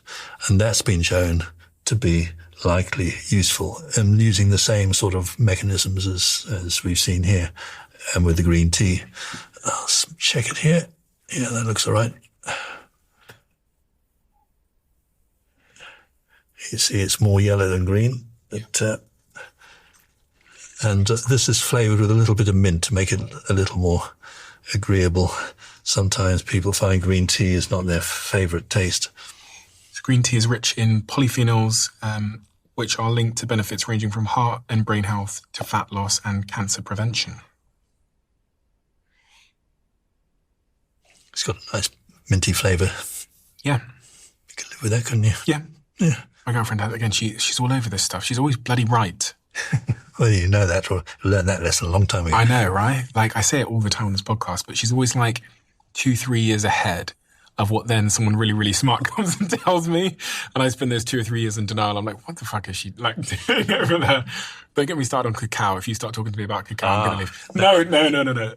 No. She's been telling me that. I'm going to nail this because there's a lot of people listening who will want to hear this. Okay. Cocoa, chocolate, dark chocolate, is a medicine. End of. One of the best medicines around is 50 grams to 100 grams of 75% or more dark chocolate. Do you know what? I've just realised my girlfriend, she's going to live till she's 150 because she eats 90% or something, 80% dark chocolate. She drinks green tea all day. She has the ginger and cinnamon drinks all day. She eats the full rainbow. She should be stepping in for you. I know exactly. No, cocoa, seriously, brain health as well, cardiovascular health. I mean, they do studies where they've put cocoa into volunteers, that means students usually, so young kids, and they were able to show changes in the blood flow within minutes, certainly within an hour of eating cocoa. Beneficial changes in your blood flow. They call it the heart medicine. Yeah, heart, circulation, brain. So she's, my girlfriend's very spiritual. She runs a business called Bali Breathwork. #ad if I have to say that. But in her business, one of the things she does at the very start of the session with women all over the world that come to her retreats is she makes cacao for them. And you notice instantly how people change when they've had a hot cup of cacao. It's and she says it like almost brings out their heart. And I guess that's because of the circulation reasons. It is. But it also, of course, we know it contains a few other beneficial stimulating effects, sort of similar to the effects with coffee, which incidentally, as I've already said, is a medicine as well. But cocoa and chocolate does have a uplifting effect, which is why we love it so. And we have to be clear here. We're not talking about hot chocolate that comes from a packet or something necessarily. We would like it to be as dark as possible. Okay. So the less sugar, the less fat. We talk about 75% cocoa solids, so it's dark chocolate. And it tastes a bit more medicinal, doesn't it? It's not as sweet. But I'm saying to many of my patients, take 50 grams a day. It's a medicine. Damn. She's right. My fridge is full of dark chocolate. I tend to avoid it, but the drawer of my fridge has all of her dark chocolate in, and she likes it 90%. If she can get it 90%, she'll take it. Yeah, 90% it's hardcore. quite bitter now. Yeah. I was in Peru and I went to a chocolate making lesson, and that chocolate making lesson changed my life. And it changed my life because I didn't realize how much sugar goes into chocolate, but specifically white chocolate. Oh my God.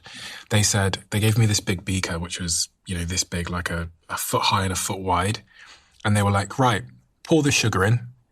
So I poured some in. They're like, laughed at me. They were like, no, fill it like 70% with this white sugar.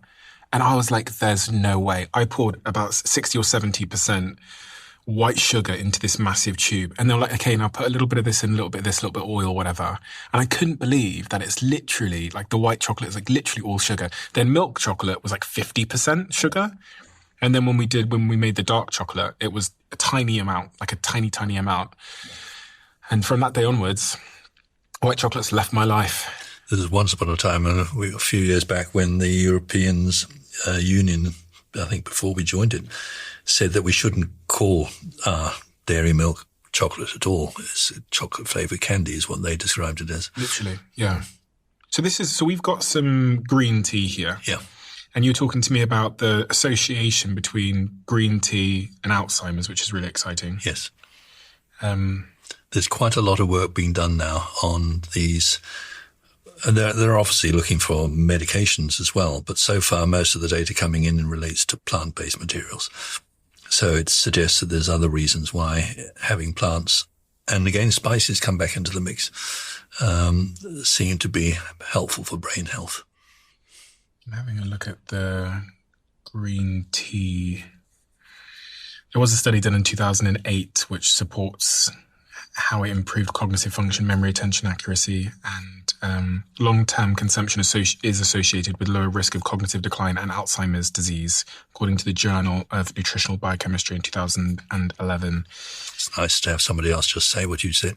Yeah, but it's exactly. I didn't realize that. I had no idea. All those times I turned it down when she offered it to me. Go and say sorry. I've literally, I've got heart health, brain function, fat burning and metabolism, cancer prevention, early evidence, blood sugar and insulin sensitivity, gut and oral health. What about matcha? I'm a big investor in the biggest matcha company in Europe. It's probably more beneficial than the basic green tea because it's more, shall we say, pure. It's finer quality. So the chances are that matcha will do more than we've just said the green tea will do. But there's evidence lack on a lot of these things. We need more evidence. But it would point to matcha being particularly helpful. We haven't talked much about cholesterol. No, you haven't brought it up. Cholesterol is a type of fat made in your liver, which Yes. travels in your blood and can be found. What is, for anyone that doesn't know cholesterol, what it is and why if it's a good or bad thing, what do I need to know about cholesterol? And is there anything in front of us here that can help keep my cholesterol in a healthy state? I think a doctor did actually tell me at one point that I had high cholesterol a couple of years ago because of my diet at the time. The keto, of course, will tend to... Well, it's interesting. Again, keto you think would push up your cholesterol levels, but actually there's a mixture of effects. So it's not a done deal that it will raise your cholesterol. Cholesterol is part of a range of fats that the body has. Most of the fats that are in the body come from the food, and they come in as heavy fats, so we say. And what the digestion does is to strip down the heaviness, and there becomes more what we call high density lipocyte HDLs. My tongue is twisting around it. And cholesterol is sort of in the middle of that as one of the elements within that spectrum of fats. cholesterol is actually secreted by the liver for very good reasons. It helps with all sorts of things. It's the basis of some of our hormones. There's all sorts of reasons why we need cholesterol. I sometimes have referred to in the past as the tiger in the tank, that it sort of helps to fire up some of our get up and go. And if we were physically active during the day, working on the land or whatever, you need a certain amount of cholesterol to motor. We're sitting in chairs, and cholesterol becomes increasing a problem. We have a high-fat diet that tends to put in more of it, and the point is that many of us, our cholesterol levels increasingly rise, and that is a risk factor, as we know, for cardiovascular disease, which we said was still one of the biggest killer. So cholesterol is up there as a risk factor. And so the usual thing that a doctor will do is to hand you something, a statin basically, that will reduce your cholesterol levels. They also know that there's more pushback on that prescription than almost anything else, because the word is out that statins can do this, that or the other, interfere with your muscle strength and all the rest of it, give you little aches and pains. Most people have statins without a problem, but the impact of statins is still modest in terms of the overall scheme of things. The numbers of people's lives it saves is probably fairly minimal. So probably the better conversation is to have, what can we do to recontextualize the cholesterol so that it becomes more like it should be, a good thing rather than a risk. And the first thing is to have apart from the keto, have the more vegetable-based, plant-based diet, because that in itself will tend to mop up and reduce cholesterol. Exercise becomes important, because by physical activity we can manage it better. And then where we come in with the work I do is to look at high cholesterol as potentially a sign of liver distress. And, we like working with the liver, and there's a number of remedies that we use to help reduce cholesterol levels, mainly by getting more out through the bile and so on. So there's not a straight answer to your question. The statin sounds like a simple pill that fixes it.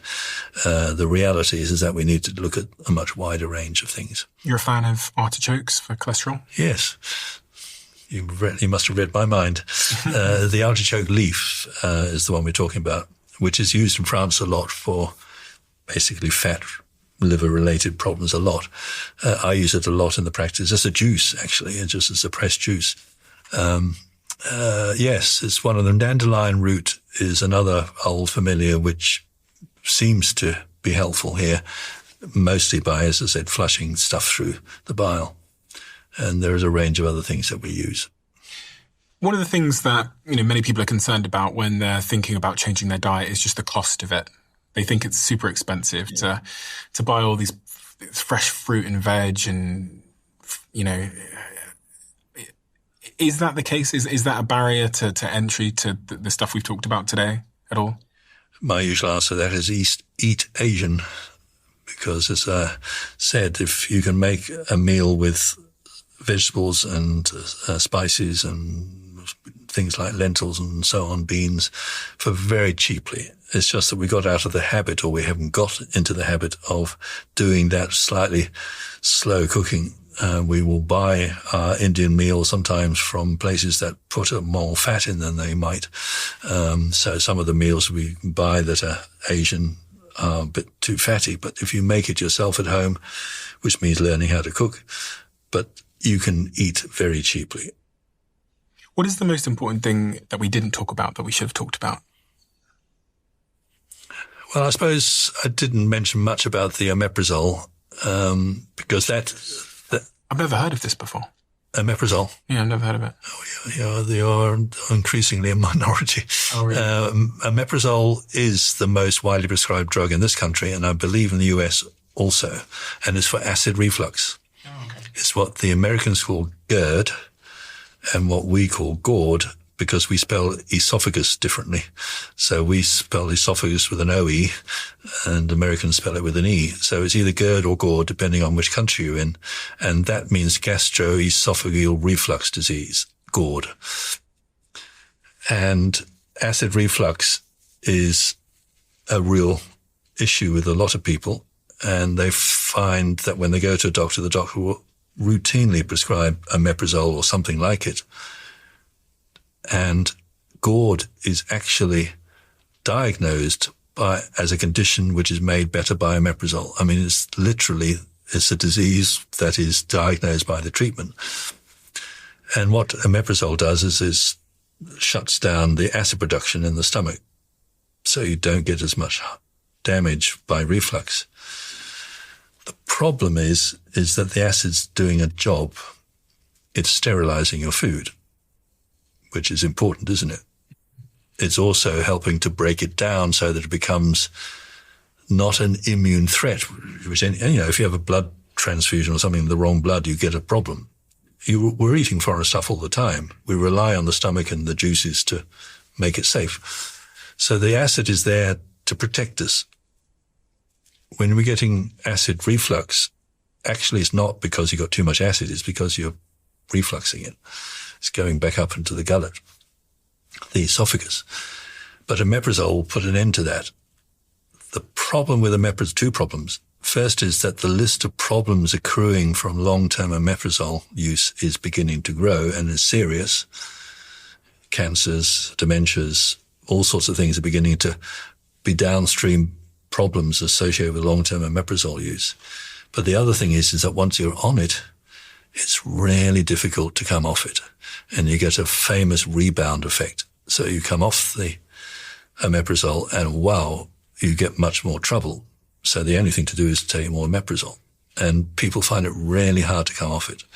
So you have to do a lot of hard work to wean people off and do it in sorts of different ways. So what do we do instead? Well, one simple thing to do, and anyone can do this, and you don't need to go very far, is to use what we call the raft principle. So there are some plants that have got a lot of mucus in them, mucilage. The classic example from North America is slippery elm. Mm-hmm. It's a sort of powder that looks like you make polyfiller to fill a crack with. It's a white powder. When it's mixed with water, it forms this paste, this mucus stuff. You want to have it as a tablet because you don't want to swallow that stuff. But when it's in the stomach, it produces this mucus layer. You don't need to go to slippery elm. There is a product here in this country called Gaviscon, which is essentially seaweed gum with, I don't have shares in it, by the way, but it's seaweed gum with some minerals in there. And they advertise it, when you see the television ads, as the raft. So what they're doing is you're putting a layer of mucus on top of your food. So you have it after you've had your last mouthful, you have a bit of that. And then as the food pushes up back into the gullet, you've got this nice mucus coating, a raft, to stop it. And back up. That carbohydrate is what it is. It gets digested within a couple of hours.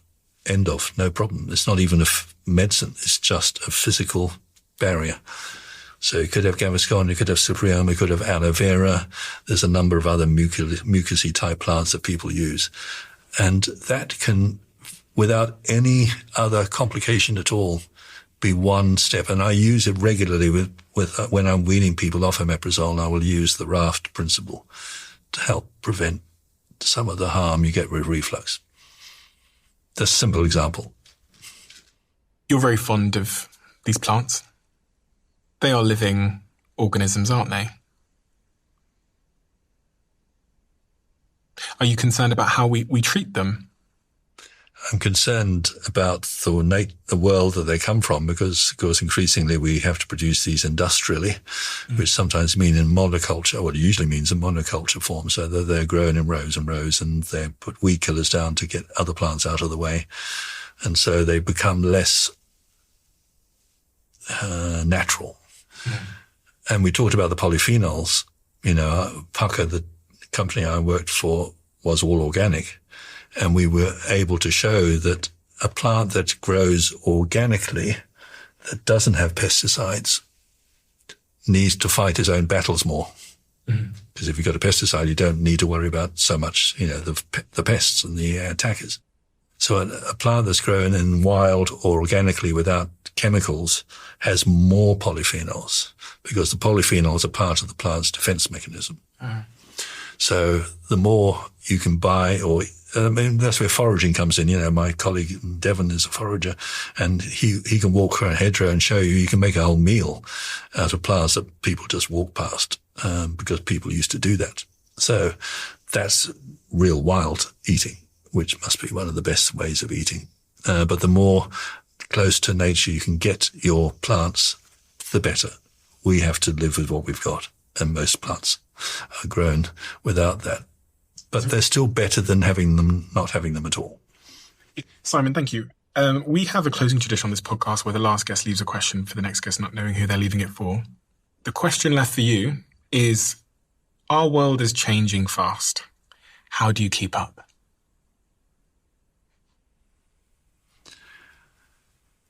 I think the world is, we all know, getting pretty scary out there, isn't it? There is a truth, which is you and the people around you are actually the only things that matter day to day, aren't they? Our closest, our dearest, the ones that we have invested most. One of the reasons that I'm increasingly happy to spend my time working in the practice in Exeter rather than chasing around the world is because as the world gets more frightening, the more you realize that it's the connections you make with each other. You put back to back, if you like, face the world out there back to back. And I think it's reconnecting with those who are closest to you that is the best antidote I know. And that also includes reconnecting with the nature and the world around it. So that would be my answer. And who is that in your life? Who are those people? I have family. I have now 10 grandchildren between us, Rachel and myself. Congratulations. And so the electronic calendar comes into its own to keep track of all that. So yes, we've got a nose spread around the globe. So it's a widespread thing, but we've got people close by, and obviously your closest and nearest are the ones that matter. Simon, thank you so much for doing what you do. I highly recommend everybody goes and checks out your work. I've never had a conversation with someone that knows so much about plants and herbs in my life, so I was so excited to learn more. And you have changed my opinion on so many things. I can't wait to go and tell my girlfriend that she's right about everything. I'll slip her she can slip me the tenner. And I highly recommend people go and check out your website and go to your Herbal, which takes place once a month. I'm sure there's going to be lots of people getting in touch with you to try and come and see you in person as well, which is fantastic. Is there anything else that if my listeners want to take a step forward from here in this direction and understand more about herbs? I've got your books here, which I'm going to link below. There's the Herb Hour on your website. Is there anything else that we should be aware of?